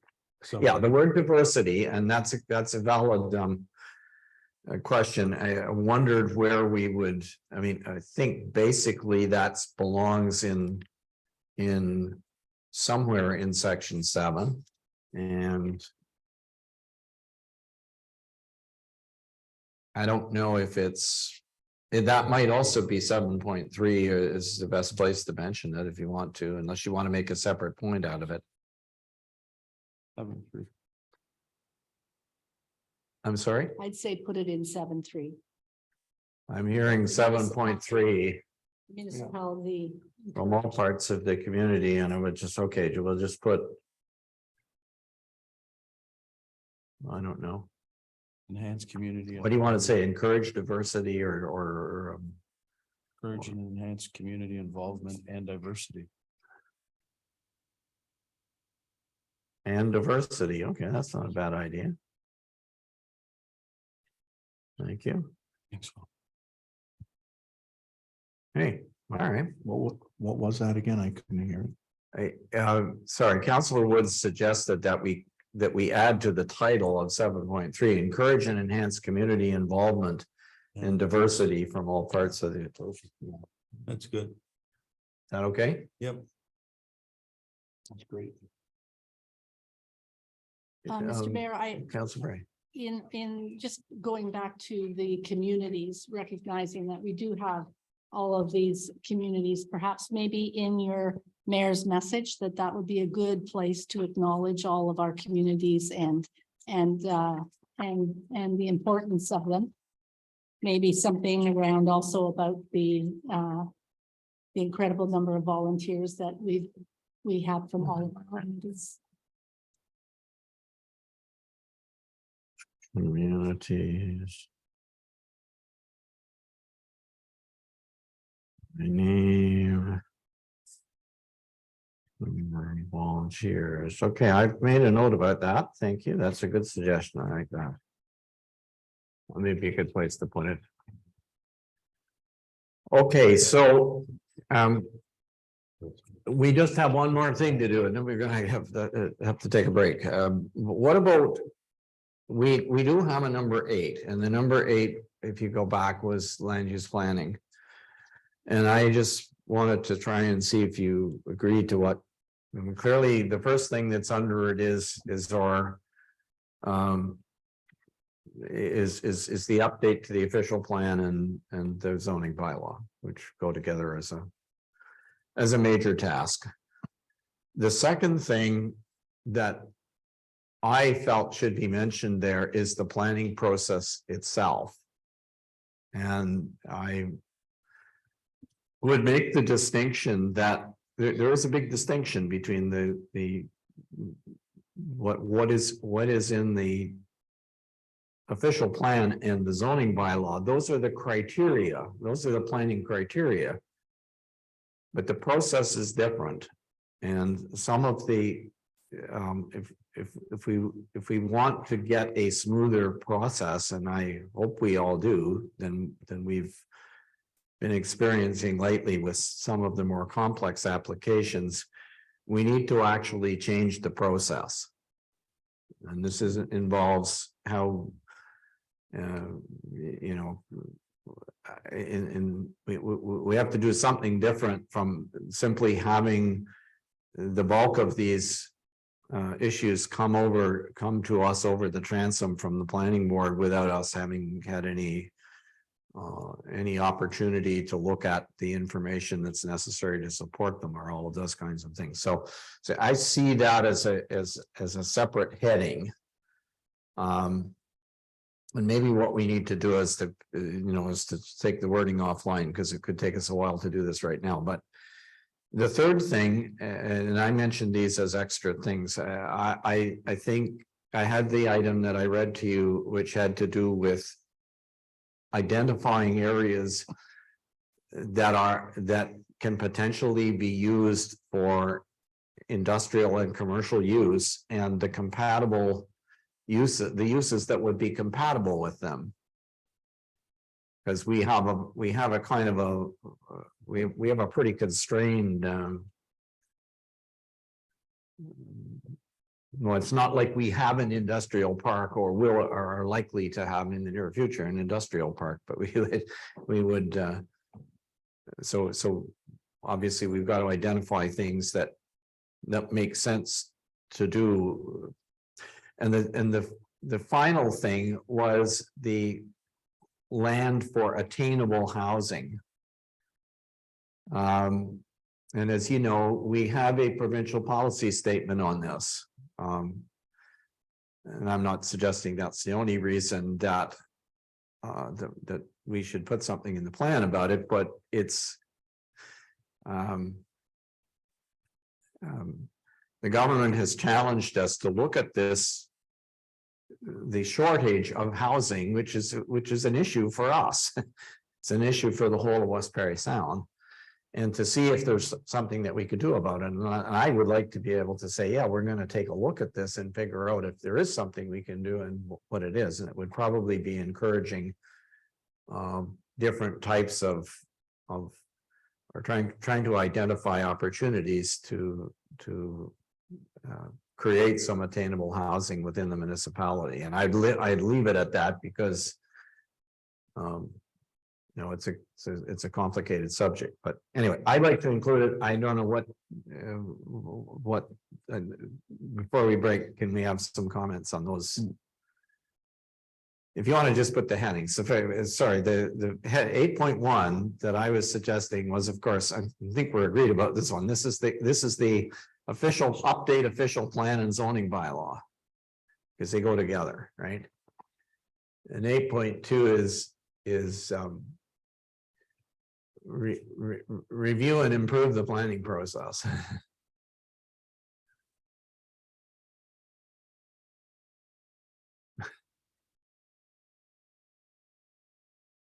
Animal housing. Sorry, 8.3 was actually, well, I didn't have the numbers, but 8.3 was it doesn't matter what order you put them, but 8.4, put 8.4 since you've already typed that would be the in areas for potential for industrial and commercial uses.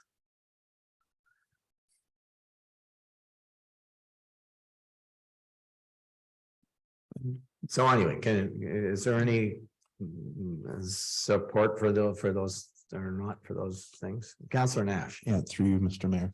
I don't disagree with anything that you've put there. The only comment I'd think of, the part of the updating of the official plan and zoning bylaw would probably take into consideration the item 8.4, the industrial and commercial uses. I think that would be an aspect of like a subsection as we're working on the official plan and zoning bylaw. Sorry, but I would like to see an item in there on lake planning. Okay, So again, I'm just using yeah. a simple word. It might get refined from that, Yeah. but I think when it comes to the review and improve the planning process, what I would think there for a heading would be simply land use planning, or sorry, it's the title already, but where I get it, it would be almost like a simple wording for that sentence would be something like the municipality will review and update policies and procedures in line with the provincial policy statement and will support the Parry Sound and Area Planning Board. I think that would kind of get the planning item of what we're doing. So when we say review and improve planning process, I think that's just the land development. I think when we say planning process, I think 8.2 heading, if it was just land development and the municipality will review and update. Sorry. Yeah, sorry, I have to push back on that. The what is in the official plan and the zoning bylaw is criteria, not the process. The process is defined by the Planning Act and the actual processes around how we do what's in the Planning Act are between us and the planning board. Okay, so and that's where we have a problem. Those are two completely separate things. So I do not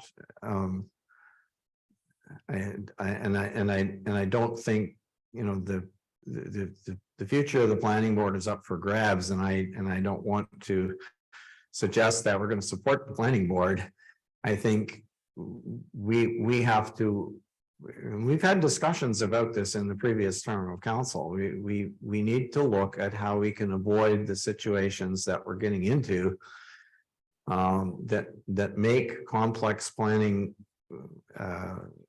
matters difficult for us to deal with, and that's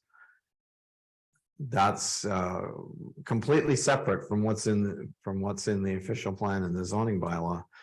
As far as industrial and commercial uses, they are covered under the official plan and zoning bylaw, and obviously they'll get reviewed what is there. But the issue for us as a municipality is to say where, and every other municipality that has these industrial and commercial uses does this, right? They say, where do we want particular types of development to go? Okay, and historically, mostly what we've dealt with is waterfront, right? And farm and that kind of thing. We haven't had very many of these to deal with, but we're going to probably get more. So we need to think about where could they go and where shouldn't they go.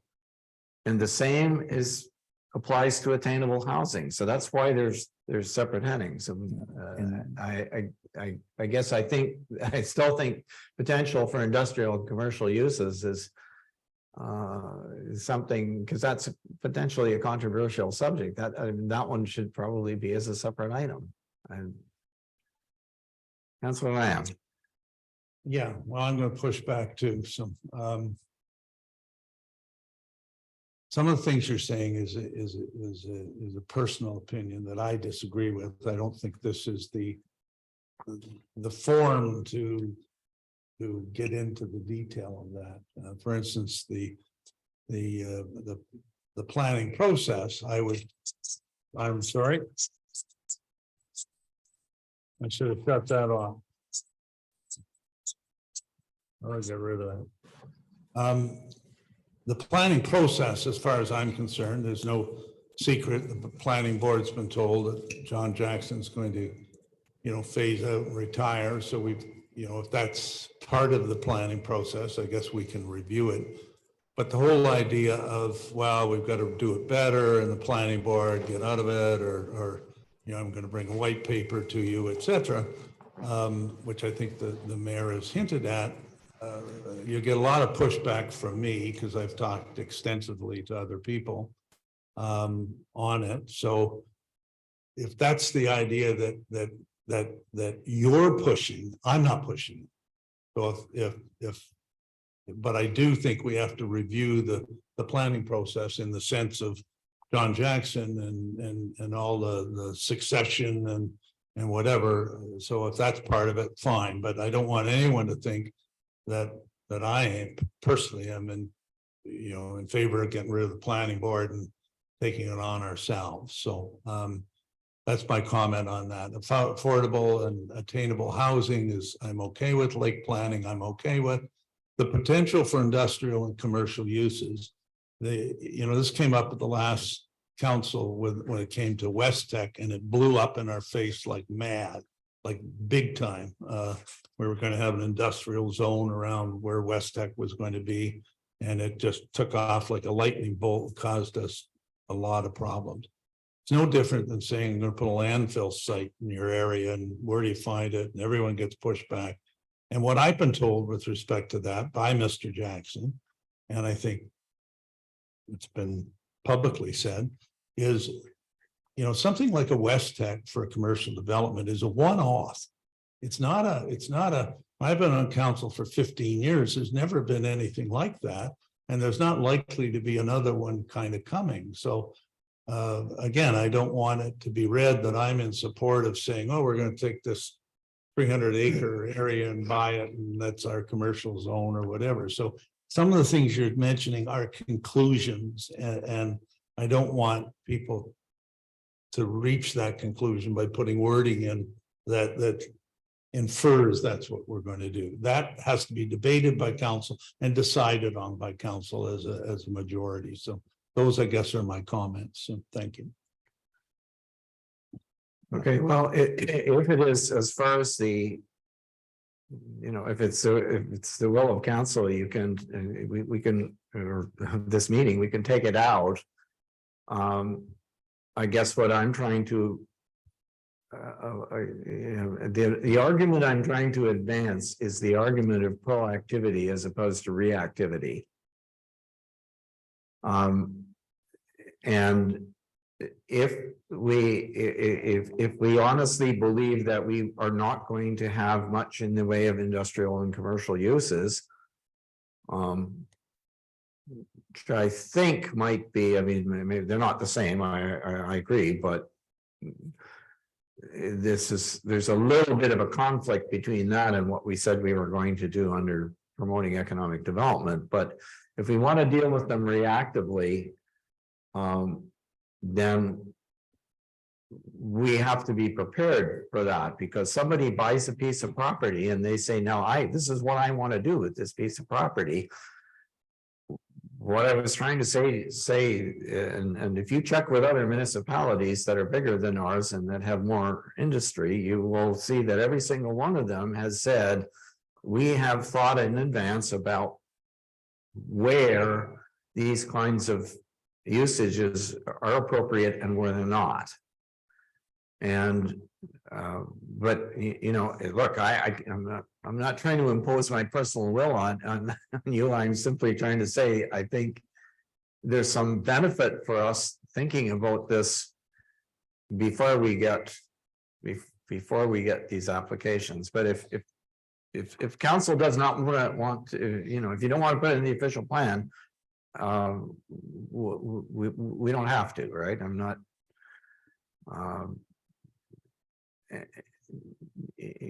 and the planning process item, this is not an attack on the Parry Sound Area Planning Board.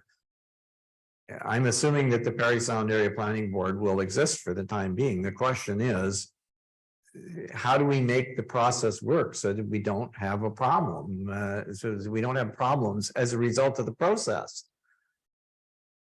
Because we have had them. Let's be honest about it. It's got nothing to do with John Jackson or the fact that the board exists. It's just we need to we need to consider how we can improve the process to avoid the problems we've had. That's all I'm suggesting. So anyway, but we're at our break time, and we got to move on to the other things quickly. So let's. Mayor? Can we just have a vote on these? If you want to keep them or not, we'll have a straw vote and wrap this section up. Lynn Brennan, I see, has her hand up. Were you going to comment, Lynn? I have to leave, so I just have one question. How will council be outreaching to get input on the strategic plan to all of its ratepayers or community groups? And how will you measure the percentage of the response from the ratepayers? So I don't expect an answer right now, but I would hope you would give that some thought and perhaps let me as the association president know how that will be done. Thank you. Okay, well, thanks for your question. We did comment on this earlier. Usually the process that we followed in the past is that once we have these, sort of a final edited version of the plan and the action items, we will circulate that. And I don't hear anybody saying we shouldn't do it. So we'll circulate that to the community at large and give people an opportunity to make comments and some time to make comment, to review them and make comments. And then it'll come back to council later on in the spring to get, to get any of those comments discussed and incorporated. So I guess my question is, how are you circulating it? it would be on the website. In the past, it's been on the website. It would be, if people want printed copies of it, they can get it, or they can download them there. So Right. in communication patterns, that's what I guess I have concern with if you're trying to reach out to all the ratepayers, because there's only 2 of us on Zoom today and 1 person that's sitting in person. So I have concern with it being just being put out on a website because people just don't go there. Our CAO has a comment, I think.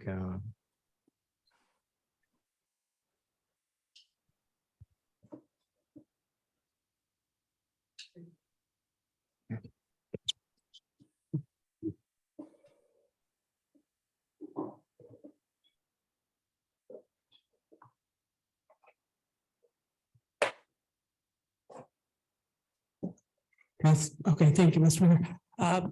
We have a couple of venues. We have our Facebook, our e-newsletter. We have a hard copy newsletter that will come out in here. We just mailed the February newsletter. And of course, our website.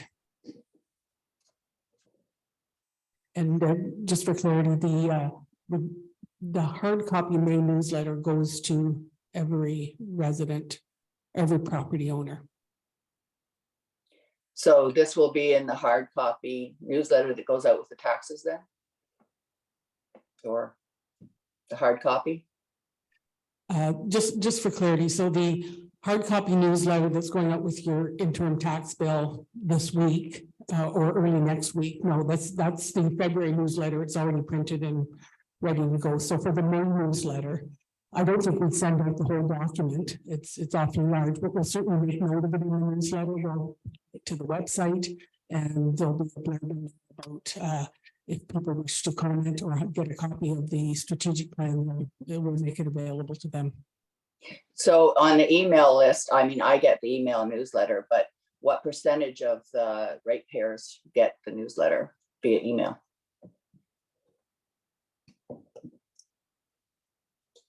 I don't have that number in front of me, but certainly all of our residents, they either get the hard copy newsletter in the mail or they get it by email, whatever their choice has been.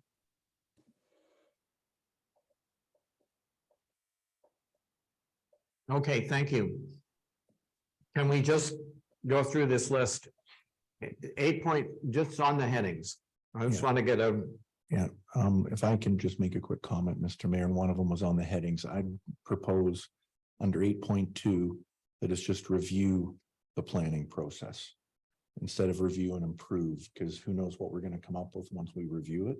It has to be in line with provincial policy statement, with the new bills that have come out. So I think just review The plan. okay, the all right, planning process. that's And fine. again, I'm gonna say it, I think it's a broken wheel that I'm saying it, but I think each of these will have their own sentence. So I think the potential for industrial and commercial uses, although I agree with what you're saying, I think it's a very, very, very hot topic.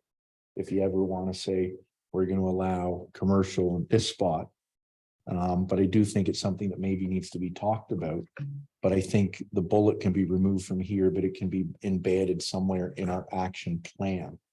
Somewhere that there might be discussion about it, but I think for this, just our headings, I think you take out the bullet point and we at least have our 4 headings. And maybe what we can do is ask each council member to provide to staff what they feel a sentence for each of those 4 items would be. And then staff can look at that and it comes back to the next meeting.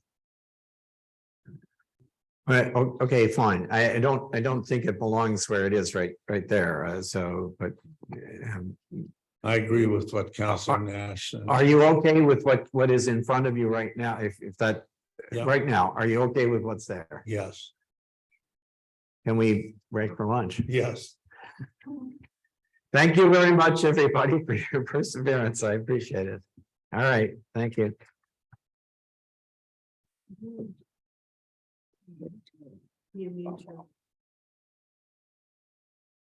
One person still on Zoom.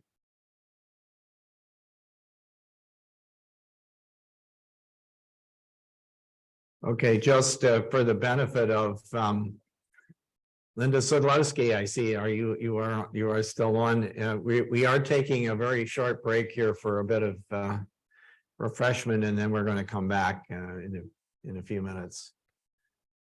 It'll probably be about 15 or 20 minutes.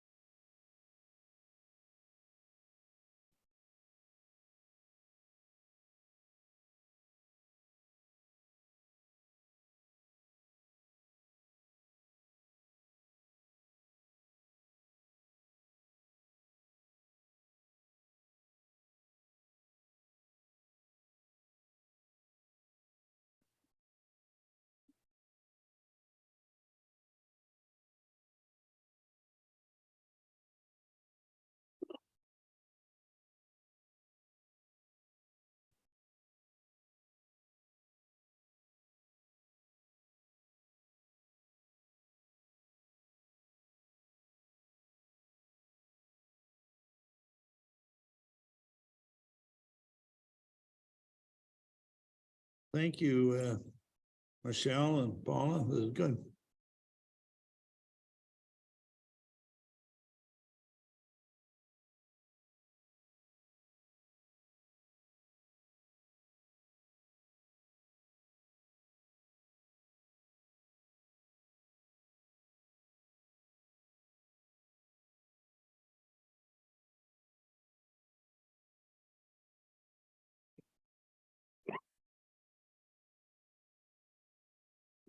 Mm-hmm.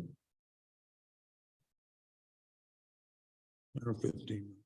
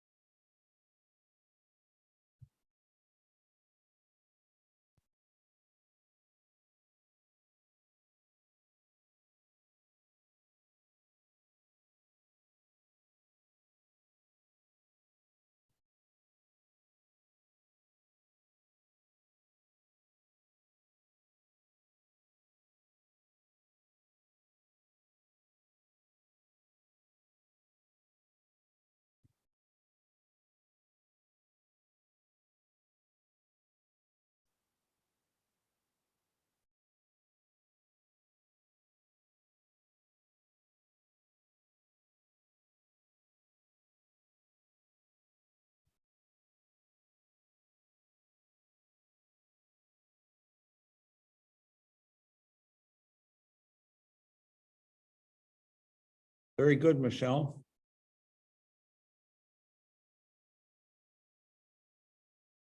Don't think you heard me.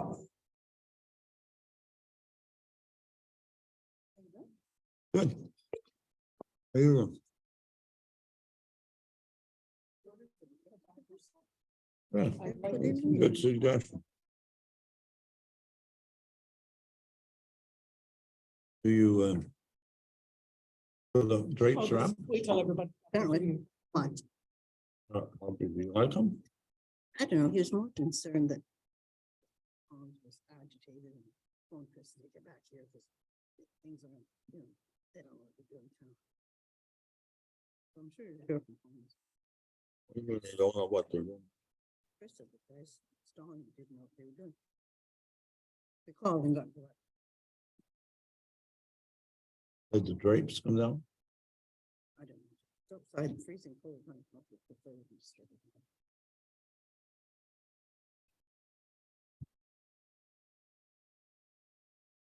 Good and healthy.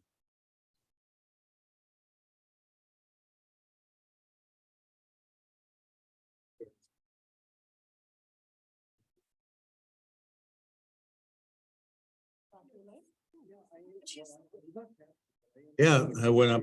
Yeah, it was, well, it overheated, but I got it back from Ted.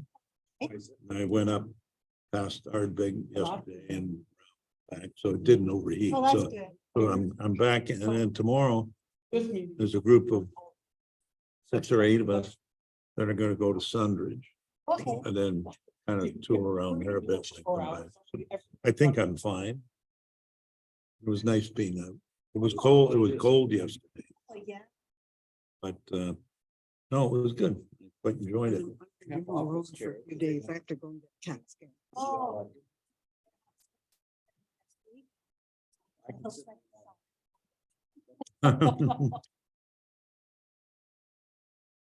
Oh, you're going to Florida, are you? Oh. Well, you rent your place, don't you, in the winter, yeah? Baseball's starting today. Blue Jays playing Pittsburgh. In Bradenton. But, yeah, They're just spicy, be careful. I know. Anyway, yeah, no, I had fun snowmobiling yesterday.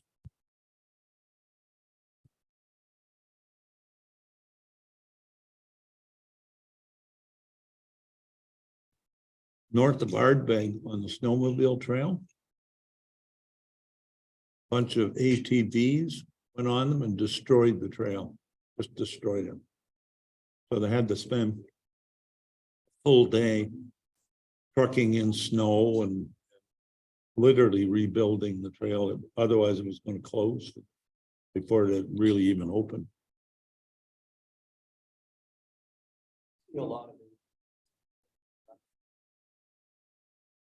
I don't know what people would even think, you know, I mean, they know they're destroying the trail. Anyway, it's just incredible that I had lunch up at Loggers yesterday. Or at least a bowl of soup, and but it was an enjoyable ride. I'm hopeful this week. Cass going back to Burlington, I'm gonna stay up for a couple of weeks because got a snowmobile when the when the trails are open, right? Yeah, it's supposed to, so we're going over tomorrow, I was saying to Paula to Sundridge, go that way. And because once you get over to Sundridge, the main trails there are green, not just yellow. They weren't groomed yesterday, so they must have done them last night. Well, perfect. Good. I mean, they were okay, yeah.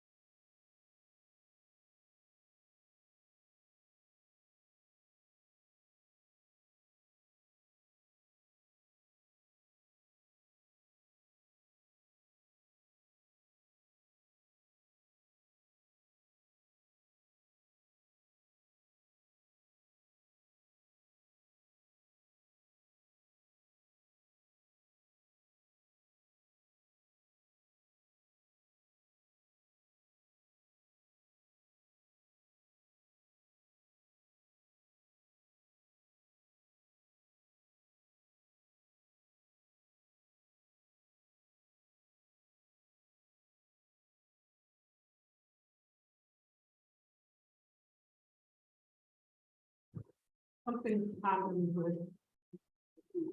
So what should you do to manage it or minimize it, right? Check. Okay, we're back.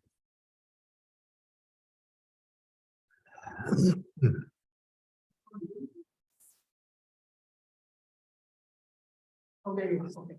So I've shared my screen, with you, so you should be able to bring that Excel spreadsheet so that we can all see it now. On the way, right?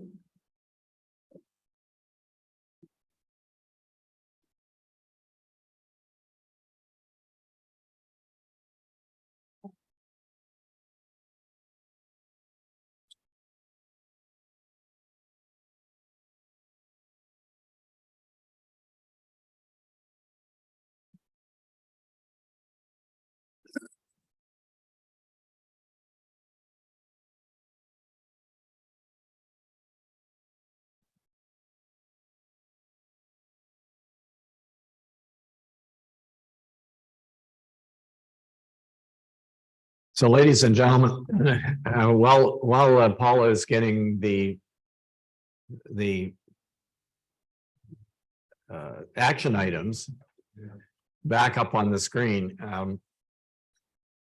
just let you know where what I thought we would do for the next section of this meeting, or the remainder of this meeting, is to go through and try to look at the action items that are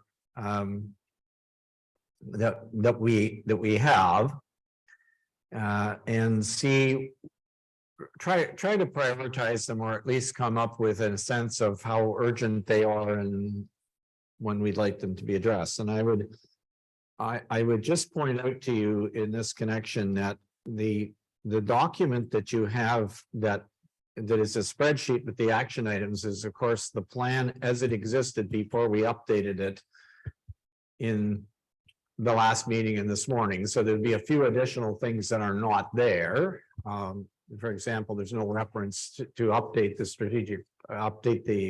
official plan. But obviously that's something that I think everybody is agreed we have to figure out how to do. And I did make a little, just at the last minute, I made a little sort of worksheet paper that you can use to, if you want to make notes.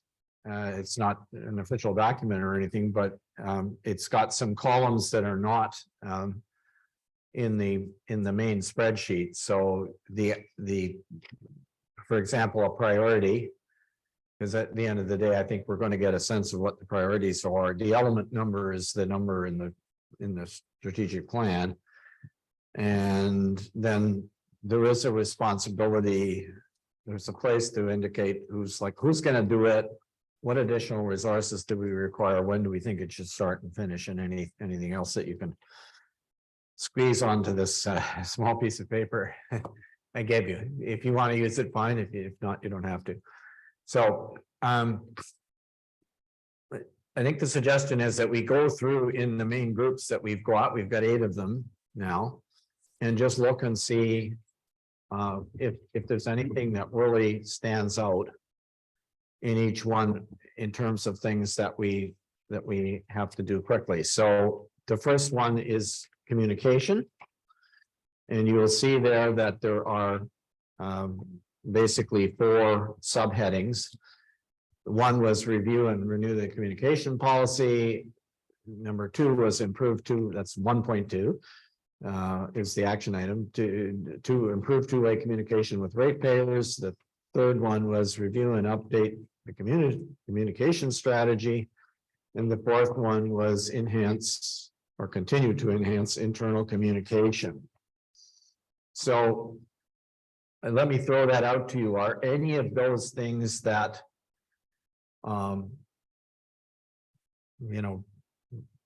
you see as being something that we need to start working on right away? And if so, what is it that you think we should be doing?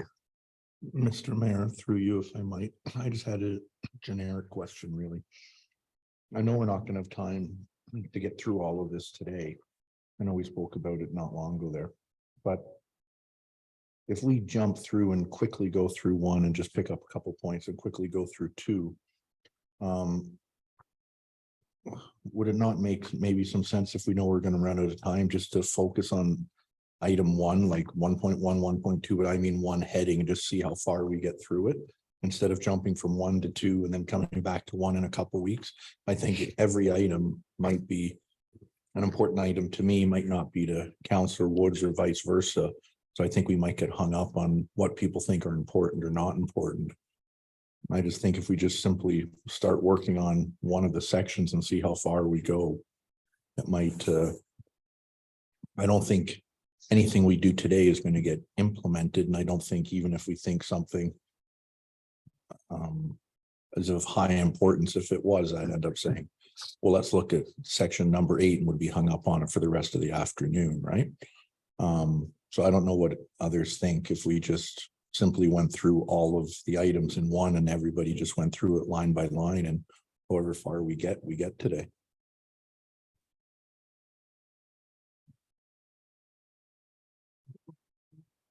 Well, I mean,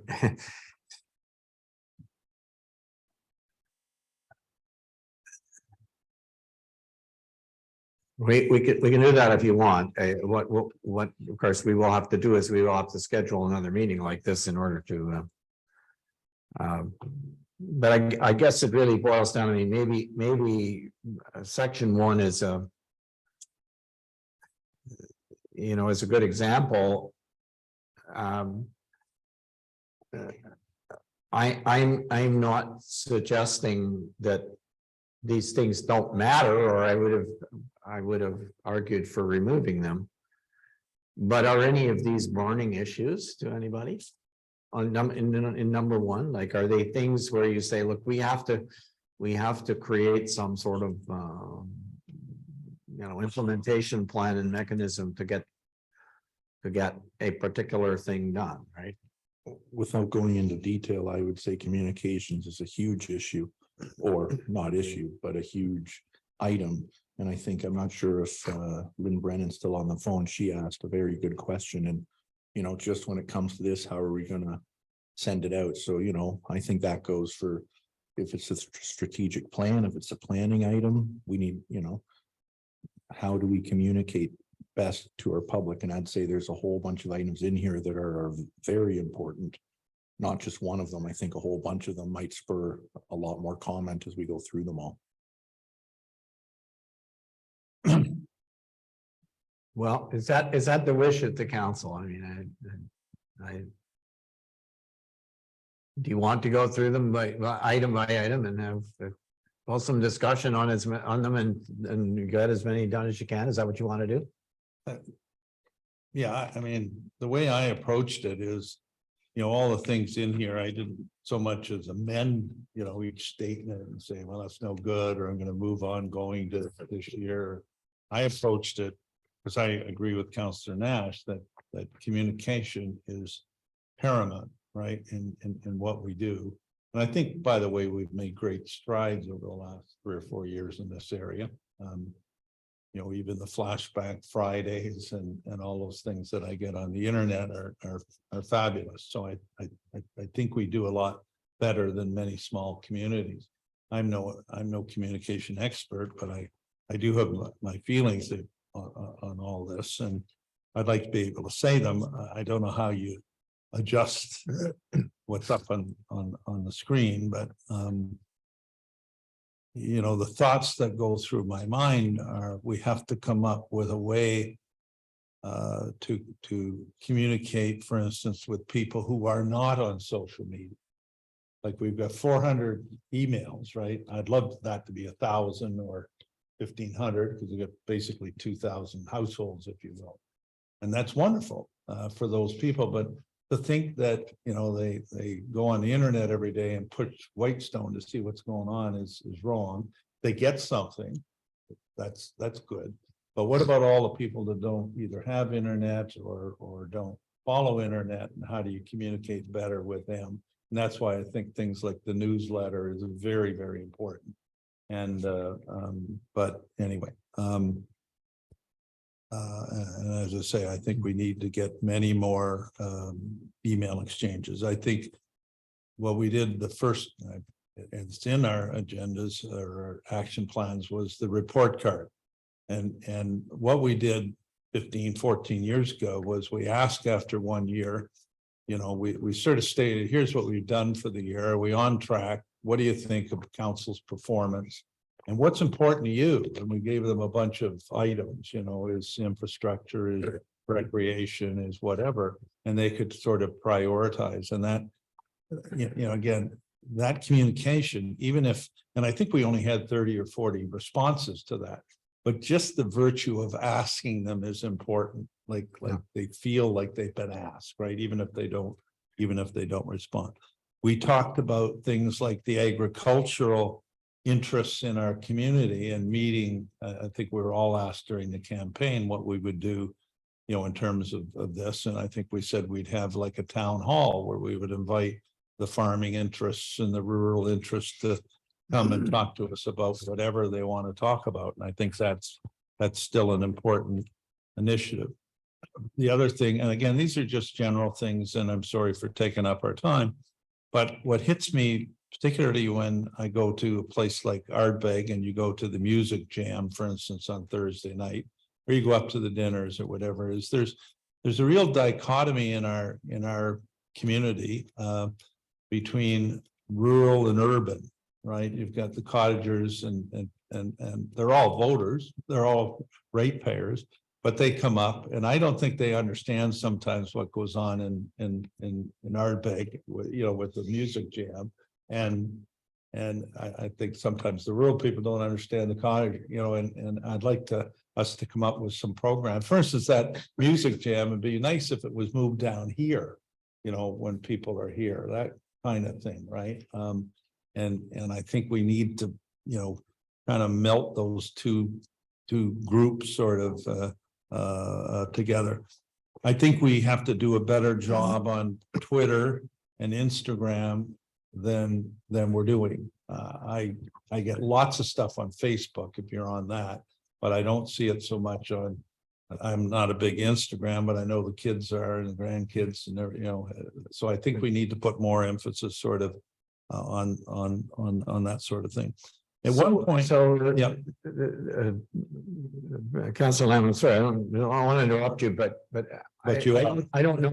Well, no, but I don't know how we're capturing any of this. So my question, and they put under different headings in the plan here. So I mean, I thought you were arguing that we go through the items one by one and then. No, I said go through them as a topic. I didn't say one by one, but anyway, I think Councilor Nash said one by one, but anyway. Well, but you've mentioned about 3 or 4 things, and I don't know that. I guess I don't know that they've been captured anywhere. I don't know. Are we just going to take this off the recording or? No, I think I have no idea. Like, it doesn't matter to me. It's just that I don't want to. I don't want at the end of this for you know, we come back to it the next meeting and you say, well, where's all the things I said? You know, we got to somehow. Maybe take it off the recording. I don't know. These are things that I've written down. Madam CAO, do you want? Are you okay with that? All right. That's carry on then if that's, and then I'll let other people say what they. Another thing I had was meeting with counselors like once a month. At one point, we opened the office. It wasn't very successful, but maybe it would be today. This is 10 or 12 years ago. Once a month, you could kind of meet with a counselor, whether it be in the office or whatever, from 9 till noon or whatever on a Saturday or whatever, right? And if people had issues or concerns, they could come and maybe there's 2 counselors there or whatever, right? That sort of thing is what we did. Funny enough, at one point, we used to take bus tours as a council, and someone even suggested to me that maybe if we set up bus tours where some people could go see some areas. Like, it hits me that a lot of people go to Ardbeg and don't come to Dunchurch, a lot of them don't come to Dunchurch and don't go to Ardbeg. And just because there's different routes to get there, and I think we've got to, melt those communities kind of together a bit. So I will come to an end on this. Again, more emails. We've 460 is what we have. I think the newsletter, we keep kind of saying, well, maybe we should only do it 3 times a year. I think it's better. I think it's too wordy. And I think people get halfway down the first page and maybe don't read the rest. But I think it's a very, very, very important communication tool that we know at least gets mailed out to everyone. So I think that's pretty important.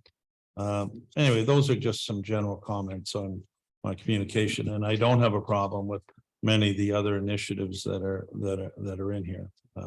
So that's how I approached it. Maybe wrong, but anyway, thank you. Mr. Mayor.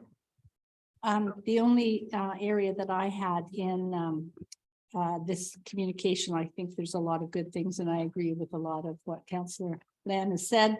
But my one thing was that maintaining a hard copy of the mail out newsletter, which I think mail out newsletters are very important for people who do not have internet. But if you have internet, I think we could be saving ourselves postage, paper, envelopes, if people could receive them by email. And I know that my husband and I both have our own individual emails. We can, we could maybe have a way of people updating that somehow in order to be able to accommodate that instead of having all those mail outs. I don't know if that's possible. It's through you, Mr. Mayor. We will continue to try. We cannot use people's email unless they give us permission to use it for that specific purpose. We may have it for the purpose of their tax bill. We've also asked them, if we send you your tax bill by email, can we send you a newsletter? Some folks said, no, just want my tax bill. So we keep trying to get people to sign up for e-news and news in general. And it's just an ongoing effort. So we haven't forgotten about it. And, at one point we had 50 and now we have, we're coming up to 500 soon, I Well, hope. that's wonderful. And maybe as counselors, we can also help out by encouraging people as well. And maybe through our environmental stewardship committee, we can also encourage the associations to encourage that as well. Thanks. Through you, Mr. Mayor, if I might, I just had a couple questions and comments in regards to communications. Just one note, I think when we had the caller on asking earlier about how many people were on the e-newsletter in regards to how they might get the strategic plan, I think it's great that it shows here 460, so almost 500 people, if it goes out that way, would get it, which I think is fantastic. I agree with what Councillor Bray had said under the 4th bullet point under 1.2. It says newsletter consideration, move away from traditional mail out newsletter 4 times per year. I would suggest that we strike that out. I think it's really important that people do get that mail out letter who might not otherwise want it in other communications. And in that same section, it said, consider online only a combination of online and mail out. So I think those maybe we just make sure, sorry, we're still sending out the newsletter. 2 further down from that, it's 1.2.5. It says, consider improving the audio system in the community center in the meeting recording options. And I think it's just maybe fixing the wording of that, just, that staff get an update on what's happening and what might be proposed for us to look at and talk about. And then I noticed I'm jumping around, but item 1.2.1, from what I read here, it said that it looks like the website contract is up in 2023. Or we just, if we reword that, I'm guessing that we have to get some possible more pricing, or maybe we already have an extended contract in place. I'm just not sure. Maybe the wording there can just get updated a bit. I'll explain if I may, Mr. Mayor. It is a 4-year contract. So 2023 is the 3rd year of the 4-year contract. But the 3rd year of the 4-year contract, we get a website refresh update. And the next sentence is important resources will be required for this effort. And what I can tell you is when we launched the website 3 years ago, it was myself and we had a young man working with us for part-time. And I did it all after hours and on weekends. So that's no longer a possibility. So how we do this and what we use for resources is important to think about. But it's not going to cost us anything except time and effort. And then moving on, item 1.2.2, I think Councillor Lamb mentioned it. Website content needs to be maintained and updated regularly. I'm not sure where we have in here. I think it was somewhere, but other means of social media, be it Twitter, or I'm not on the stuff, but Twitter, Facebook, Instagram. And I think one that I just wanted to point out, I think we have to look at, do we want to use or continue to use Twitter as one of our platforms? The only reason I'm asking that is I know seldomly do we go, like, does the municipality go on and update it? I think it hasn't been done for a number of months, and I'm not saying that's a bad thing whatsoever. I think years. So if we don't use it, I'm just thinking maybe we just take it off the logo, because you can click on it and go, what's happening? And you don't see anything. So I think maybe even if that's a communication we have today as one of these action items, do we want to continue publicizing Twitter if we don't use it really? Or Instagram, I'm not sure, because I'm not a social media person, so. Yeah, if I may, Mr. Mayor, one of the challenges we have with communications is having dedicated people to do the communications. And we have all sorts of people in contracted services and myself on weekends doing communications content. So we're hopefully going to find a solution to that in the next few months. And then when we have a dedicated person or contracted service, then we will be able to do Twitter and Instagram and WhatsApp. There's a whole lot of things that the kids talk about that I don't use, but our current social media platforms. And do we maybe want to talk about which platforms we want to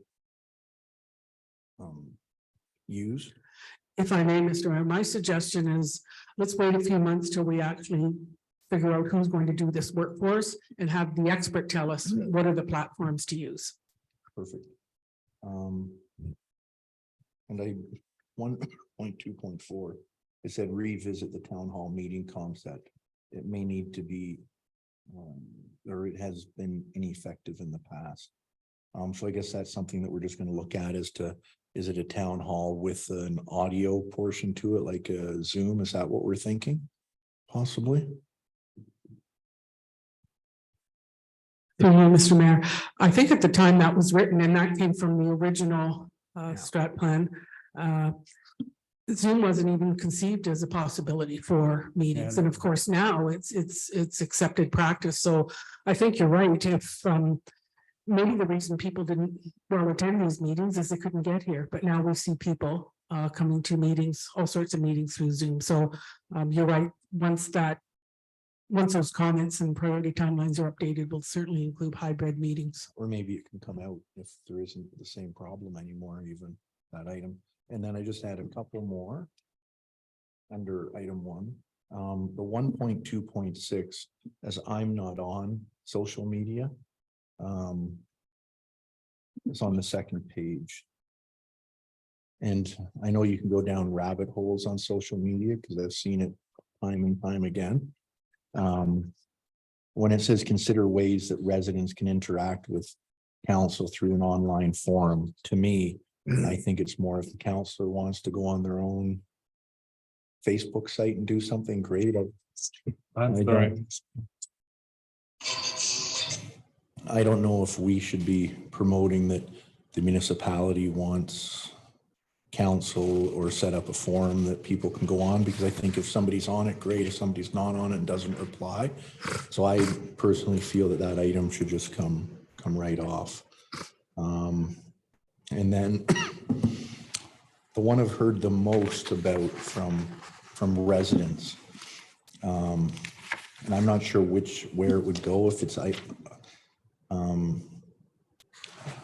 item 1.2, maybe as an additional line item. Just improve two-way communications.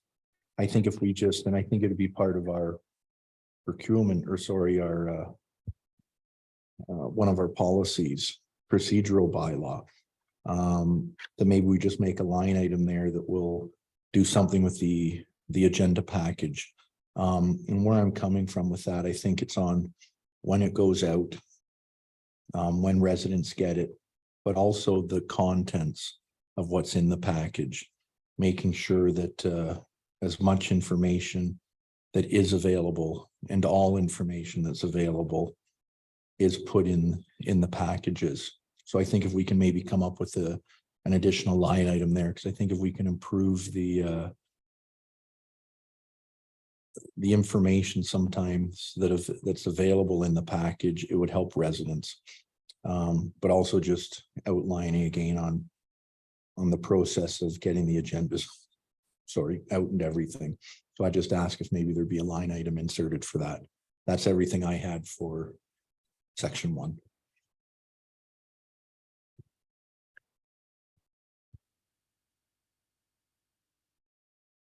Okay, who hasn't spoken? Councillor Woods hasn't spoken.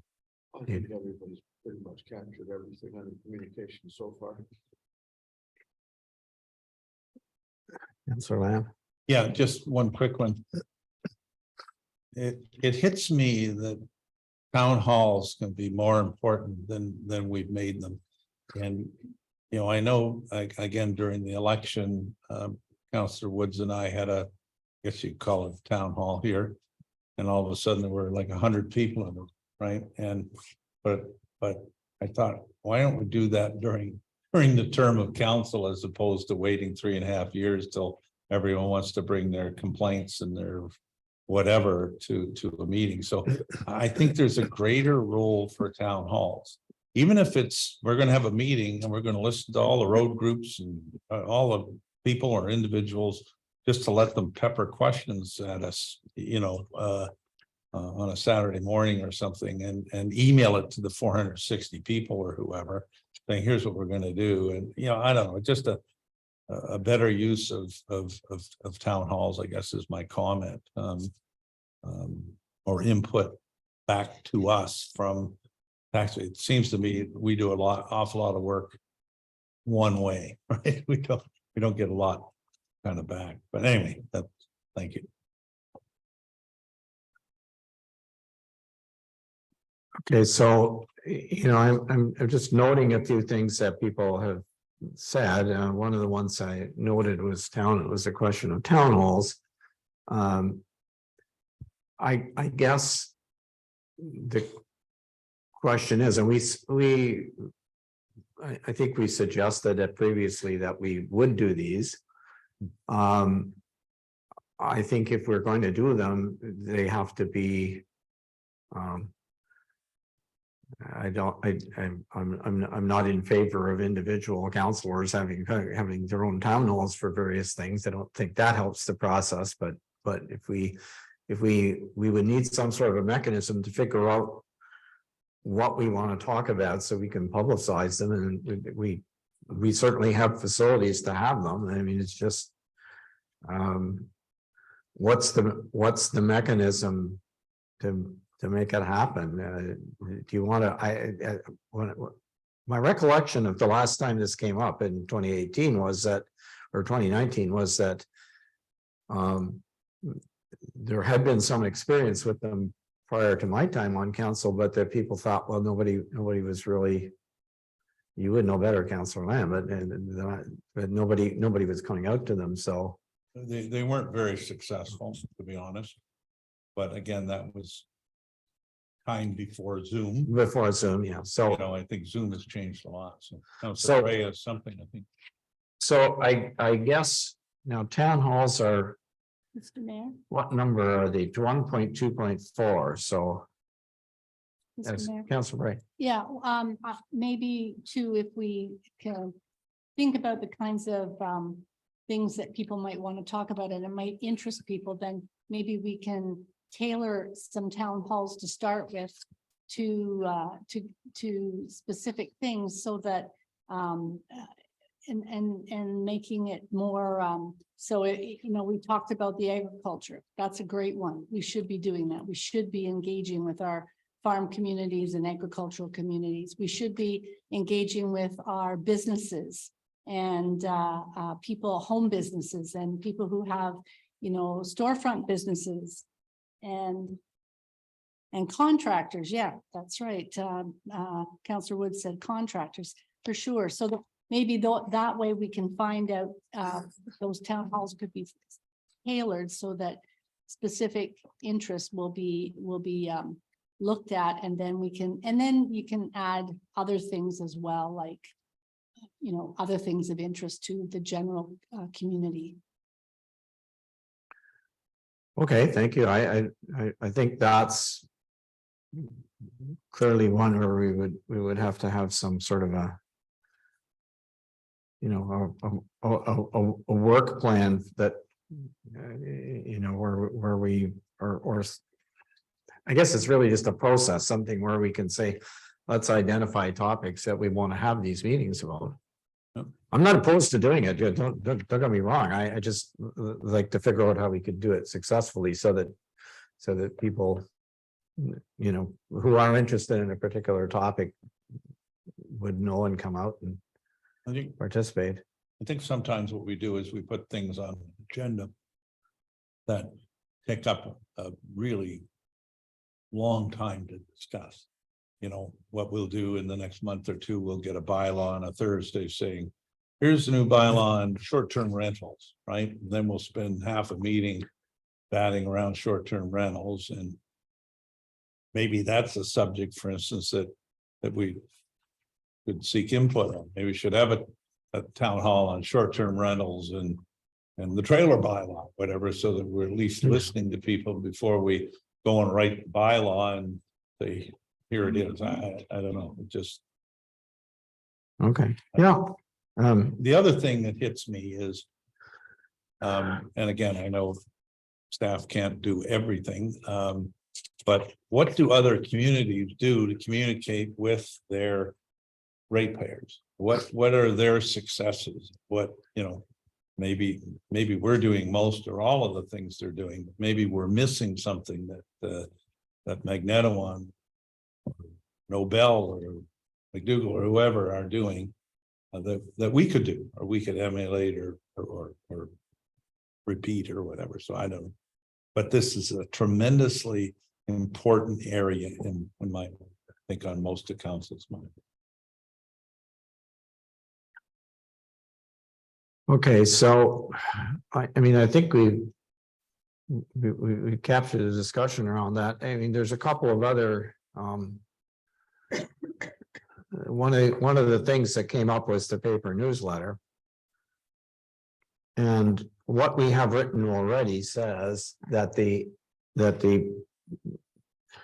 council's direction as of February 2021 was to maintain hard copy, mail out of the newsletter. And I think I hear people saying, yeah, we still need to do that. Because my position would be, as long as we have people who are not on social media, then, or not on the internet, it's not social. I don't want to use social media, but can't go pick it up off email or the whatever. We should do it.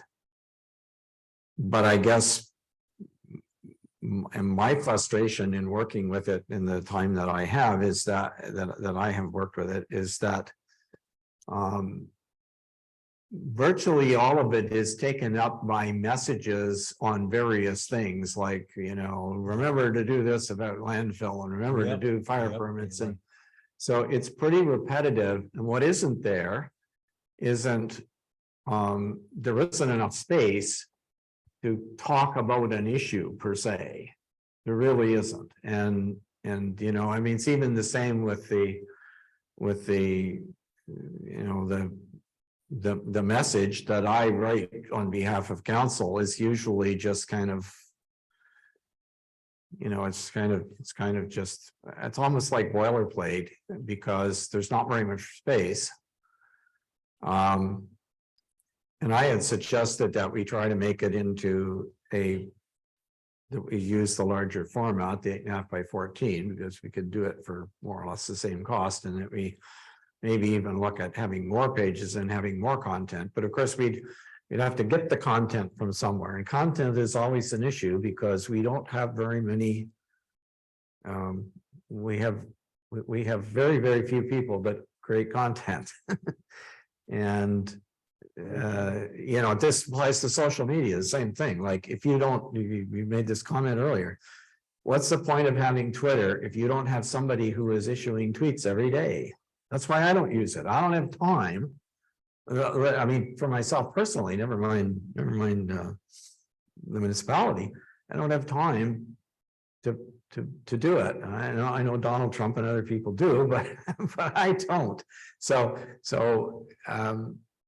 unless you're there issuing tweets all the time and people want to follow you, it's useless, right? So I'm just saying, content is always an issue.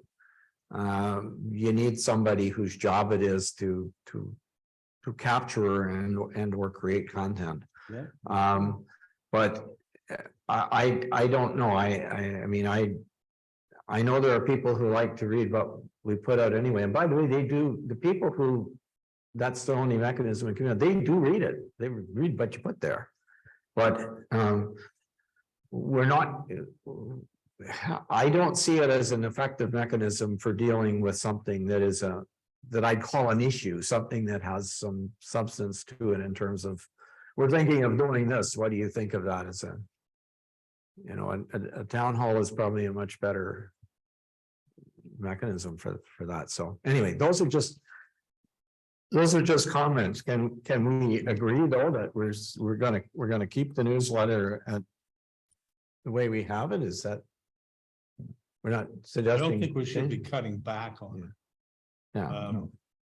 But I agree with everything you say, that I think sometimes there's, and again, staff does a tremendous job. And again, I want to reiterate that we're a heck of a lot better off now than we were 3 or 4 years ago. Oh yeah, it looks a lot better for sure. Well, everything, all our community. Yeah. You can go to the website, you can go down to any meeting you want, hit a thing, and up on the YouTube comes all our meetings and all our audio. So there's a mechanism for, all that stuff. But the newsletter we tend to cram so much stuff in there, and a lot is boilerplate. Like, you really need bylaws saying, be careful in the winter where you park, but everything you say is right. Content is, content, a lot is coming from our CAO, who's working nights and weekends and doing that, part-time, and we're a small community. We only afford so much too, right? So anyway. And if I could, through you, Mr. Mayor, just add a couple of things there. I think sometimes less is more when I say it that way. I think we are a small community and we try so hard to do the social media and a weekly update and 4 newsletters a year and mail out and Facebook. And I know there's a lot of municipalities that might not do all that to keep their residents informed. So I think what we're doing a good job of it. The newsletter, the Facebook, the mail out newsletter, the weekly updates, we're doing so much of this. And I think we're almost going over and above and beyond what a lot of other municipalities might do in a good way. And I think that's forgotten about sometimes, but even in a newsletter, I know. Sorry, Mayor Conroy, you'd said sometimes it's filled with all these blurbs. And I think sometimes we have so many things that's going on because everybody wants so much in it that sometimes when I say less is more, maybe it's that important article we want to get out in that time. There isn't as many other little notes in it or something we can do. And that might cut back on some work for staff as well. When I say little simpler sometimes is better. And I think, again, we do a lot more than a lot of municipalities and a lot of even bigger municipalities on the amount of information we do put out there right now. There's a lot there. And I think, again, I've said it already, but I think that is taken for granted how much information we as a community do put out there to staff or to residents in different ways. Okay, so let me come back to kind of where I started. Okay, really the question that I think is in front of us is what are the things that we want to change in terms of things that we are now doing that we don't want to do, or we want to do differently, or we're not doing them and we want to do them. Town halls is a good one. We covered that one. I think the suggestion that I heard was let's not do Twitter and Instagram. And honestly, that would be my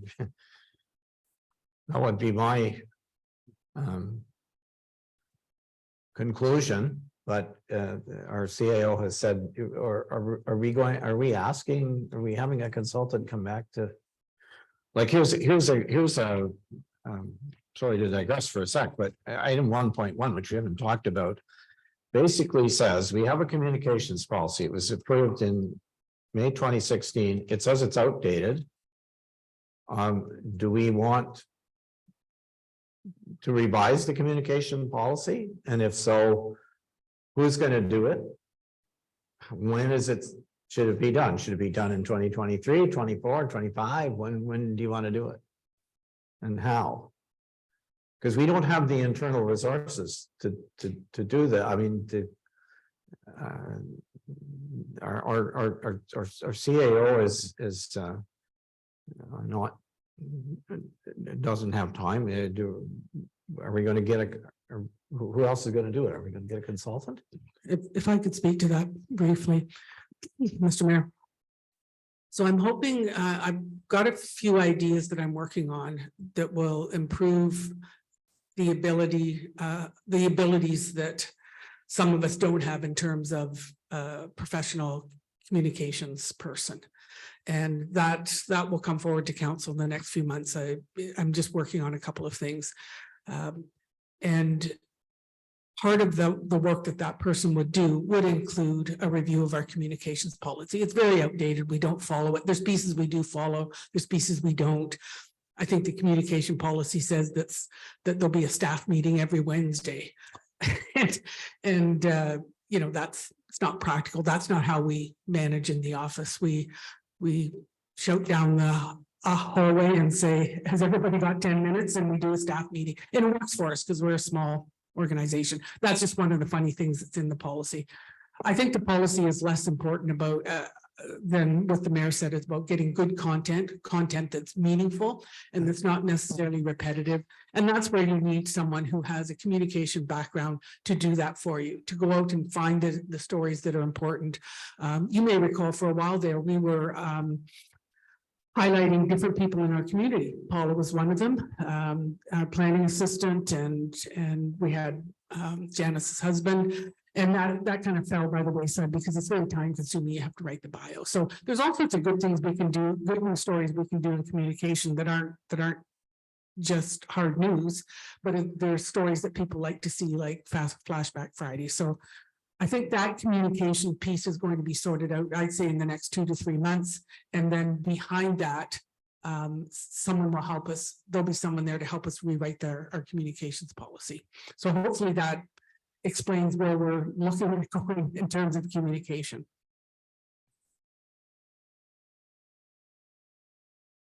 Yeah, Mr. Mayor, you were saying about, the town halls. I would, of course, they'll have to listen to the tape, but some of the other things that were brought up, I think need to be incorporated, like again, the meeting with the agricultural farming interests and things like that. I don't want that to be off to the side. I think that's important. Again, I think asking the input of ratepayers and what I call a report card, you'd have to look back on what we did many years ago, is important. I think the assimilation of rural and urban living in our community, because we do have two very different groups that populate us, is important. Anyway, those are some of the things that we're also satisfied.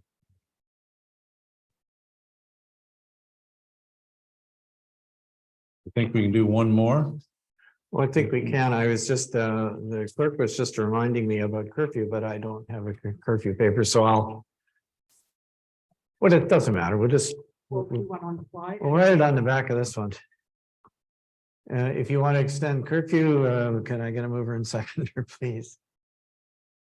So. Who's the seconder? Brian Woods. So moved by Counselor Nash, seconded by Counselor Woods, that we extend for half an hour. All those in favor? Carried. Curfew.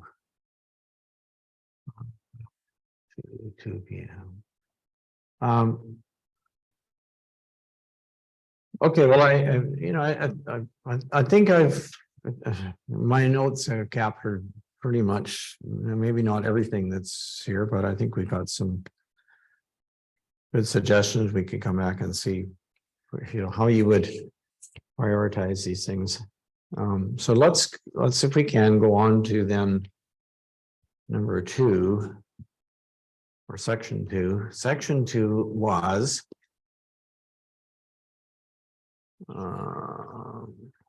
sorry.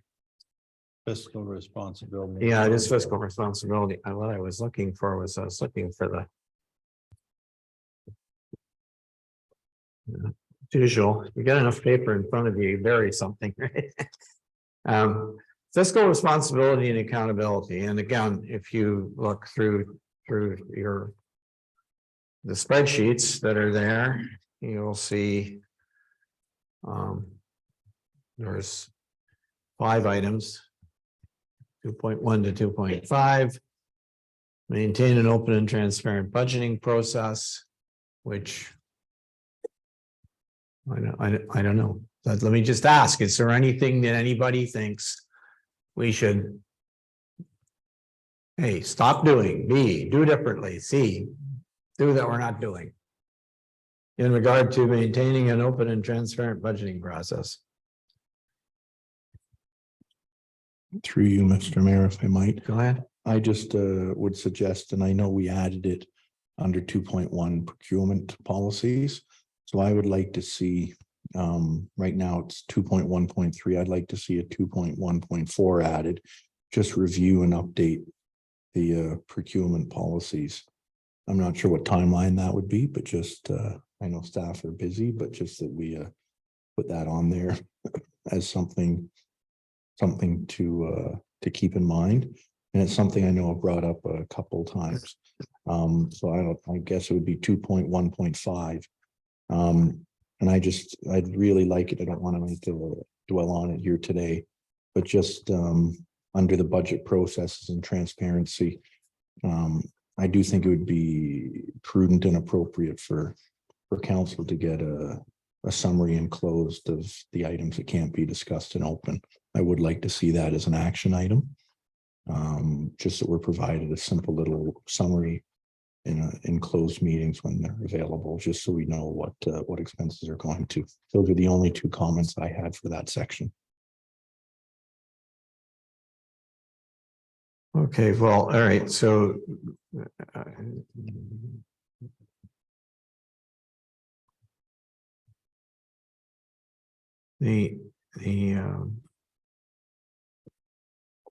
just making a note here. I want to test these. 2.1.4, update the procurement policy.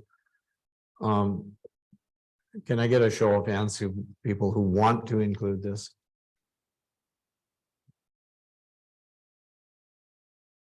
Are there 3 people who want it? All right. Okay, so that one's there. Second one, we have discussed a number of occasions, and I guess I don't see. And I'm not sure we would put in our strategic plan something that relates solely to closed in any case, but I thought we had dealt with that with the mechanism to provide information that councilors need about closed. So I'm not sure why this keeps coming up again. If I might, through you, Mr. Mayor. I'm And the reason it keeps coming up is simply we have an obligation, a judiciary duty to make sure we know the information we need to know. And instead of having to ask each meeting or in an email, I think if we just have a policy or process that simply says, we already know there's items that we can't bring up in an open meeting, there's no point asking about them in an open meeting, but it's the only time you can really flag them so the public knows that we're doing our due diligence. So that's why I'm saying if we have a simple policy that says we already know there's a handful of things every time that certain people ask about, I'm one of them. And I think if we just noted here that we're just gonna be provided it actually puts an end to everything. It stops everything from going on. We get a simple list of 5 or 6 expenses every month in a closed meeting, and that's all it is. And it's so simple and done with, and there's no debating, there's no asking, there's no waiting. It's just done, and it's a simple and easy way to have done it. That's why I was suggesting it.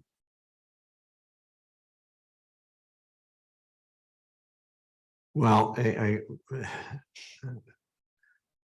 I have never experienced the problem that you're talking about in my entire time on council, so I guess I have to ask the rest of the councilors, is this a problem that you're experiencing or not? Because I think that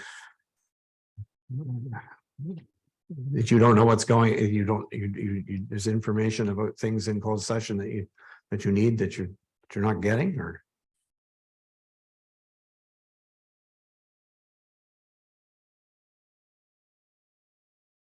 I don't want to put people on the spot, but if somebody else has to say, this is a problem, if it's only one person that has that problem, then I don't see us putting it in the strategic. In fact, I don't see us putting it in the strategic plan at all. I think we could, the subject has come up before, and it's, I didn't get the sense that anybody wanted any action, different action to be taken about it than what was suggested, so. Okay, well, I'm not hearing anything, so I think we'll have to leave that one off the list for now, but what about, Well, What- there used to be a history, and we go round and around. Used to be a history that legal bills and things like that were identified on pink paper. They're not now, which is fine, but even when it was pink paper, it never said this file or that file or whatever, just pink paper saying there's a legal bill. I think what came up at council was if councilors have an issue with a certain legal bill or whatever, that they can ask and get information in a general sense. But it is not the specifics of a HR file. So, I mean, I don't know, we just keep going around and around and around, and I don't know what the hell the answer is to it, right? It's a small report just saying here are the different legal bills, but as I think our CAO has pointed out, you know, most of them. yeah, Already. So it's that firm is dealing with that, right? But I do find sometimes there are general bills from perhaps John Jackson Planning that says $5,000 general consulting or $3,000. I guess as a fiduciary of the community, be nice to know what those are, because most of them should be charged back. I would file, so I don't know, I'm ambivalent to the whole thing. I personally don't have a big problem. If I have a problem, I'll call Michelle and ask her a question. Anyway, I just don't think we should keep going around. I think you can ask that question. yeah, And if you don't get a satisfactory answer, you can bring that specific issue to a closed meeting and say, ask for that, I want to get this and then do that. Right? Might be the answer to the whole thing. okay, well. What about the other, what about the asset management plan? And we said we were going to add an accessibility item to it, I believe. Yes. So we're gonna add accessibility to 2.2. Is there anything else about the asset management plan? Yeah, just one quick one.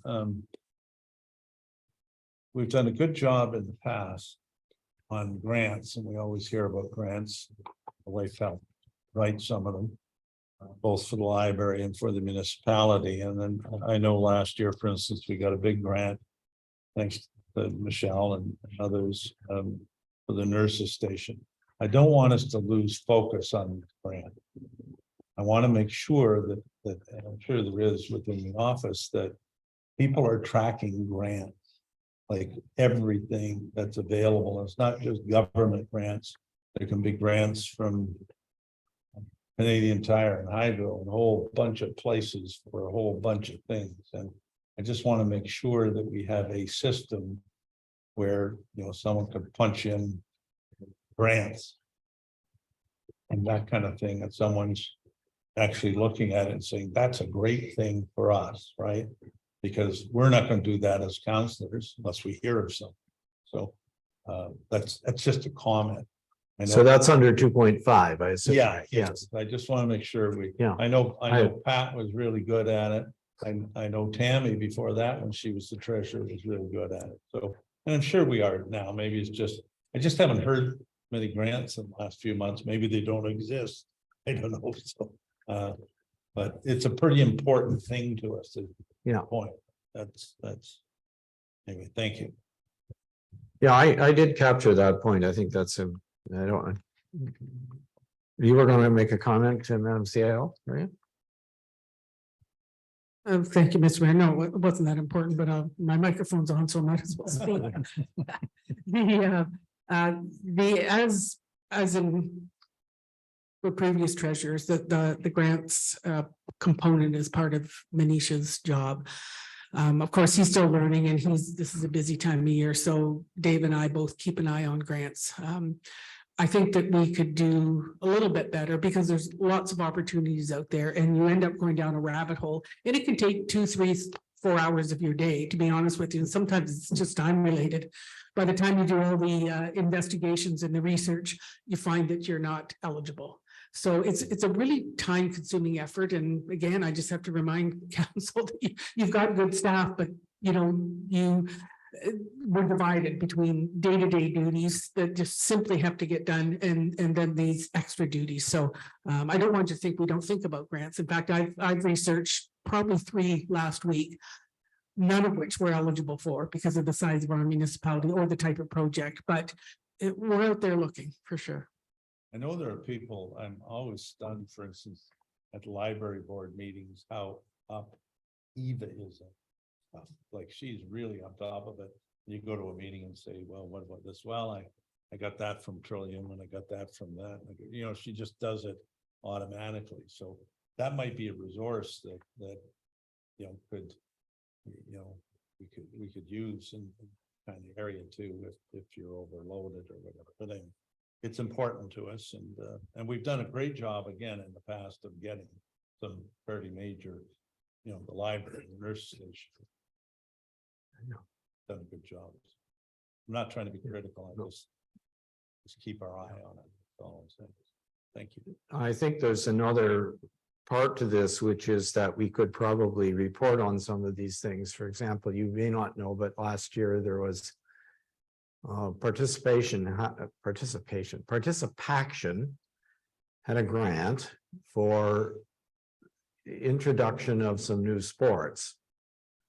And we actually got that, but the rec committee applied for it and got that grant. And it was again working jointly with the library, as we often do on things. And it allowed us to have some archery and to get some baseball equipment and some other things like that we will be using. And I don't think there was much other than the people who actually participated in the activities, and that you actually had to do we had to organize some activities and count how many people were there. And they there was a kind of a credit system, and then you supplied a report to them and they gave you some money. And I don't even remember how much it was, but I imagine most people have no idea, you know, that we were able to enhance some of our equipment on that. Yep. On a basis. So there are also I'm becoming aware of some other grants that are available for certain specific things.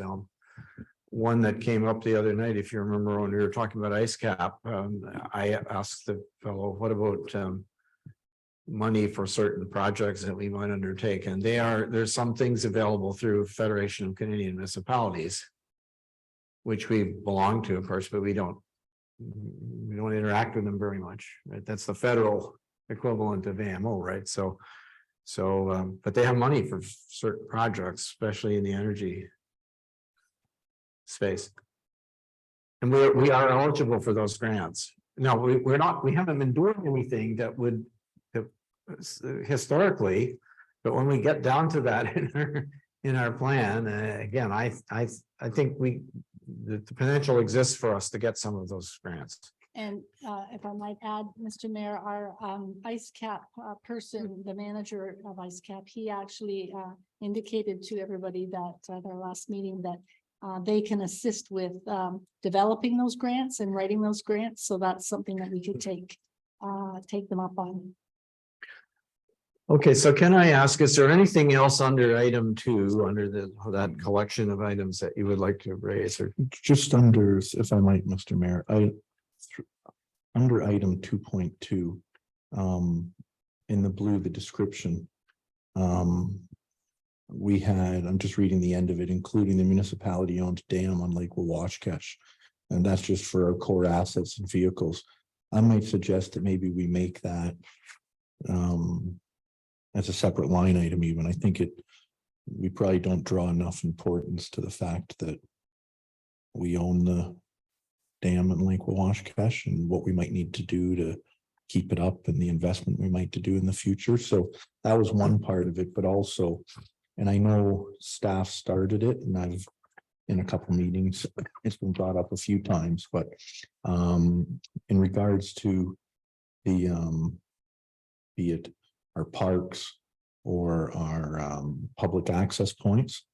Again, it could probably go under that same line item as a dam, but like instead of just the infrastructure like buildings and equipment, I think the parks, the public landings, the dam, I think maybe we can create another subsection here and just get a report back on those items. You were talking about a grant, I'm just going to throw off, but I see this pickleball court outlined here, right? And I always think it's a very underutilized area, but the park we have over at Maple Island, right? I forget the name of the park, to be honest, but I just think it would help if maybe we had just a subsection here listing, you know, so we can talk about the park down at the waterfront here, our park at Maple Island, all the access points we have, and that'll help us come up with a strategy. I know staff came back to us, or before I was on council, there was a report that was started on some of the public landings and stuff. So I don't know if that can just be added as a line item, but I do think we need to put a lot of emphasis in the fact that we do own that dam, whatever we need to do there to continue to monitor it or do whatever. I think it should almost get a separate line item there, because I often forget that dam is owned by us. Yep. Okay, thank you. Yeah, I've got a note about those things. So anything else under 2.2 or not 2.2, under 2 in general, any of those points? Oh, it's almost. We're going to be doing collective bargaining. We're going to be doing. Well, I guess we're going to continue to collaborate with neighboring municipalities and external agencies too, but do you want to? Okay, I see. Yeah. Do you want to call that for today and or do you want to? Sure. Okay, our clerk is advising that we're running low on time, and that would, to be honest with suit my timing. So if you don't mind, could we we will pick this up at a subsequent meeting. We'll work something out here. Can I ask for a motion to reconvene into regular council, please? Councillor Woods moves, seconded by Councillor Bray. That the council of municipality reconvene into a regular meeting at, and we'll call it 1:51 PM. All those in favor?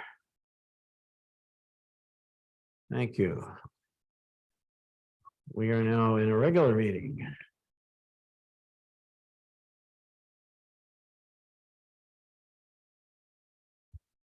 Confirming bylaw. Confirmatory bylaw, the bylaw 17-2023 being the confirmatory bylaw for the special council meeting of Saturday, February 25th, 2023. You go to first, second, and third and final reading and is passed as of this date. Who would move that?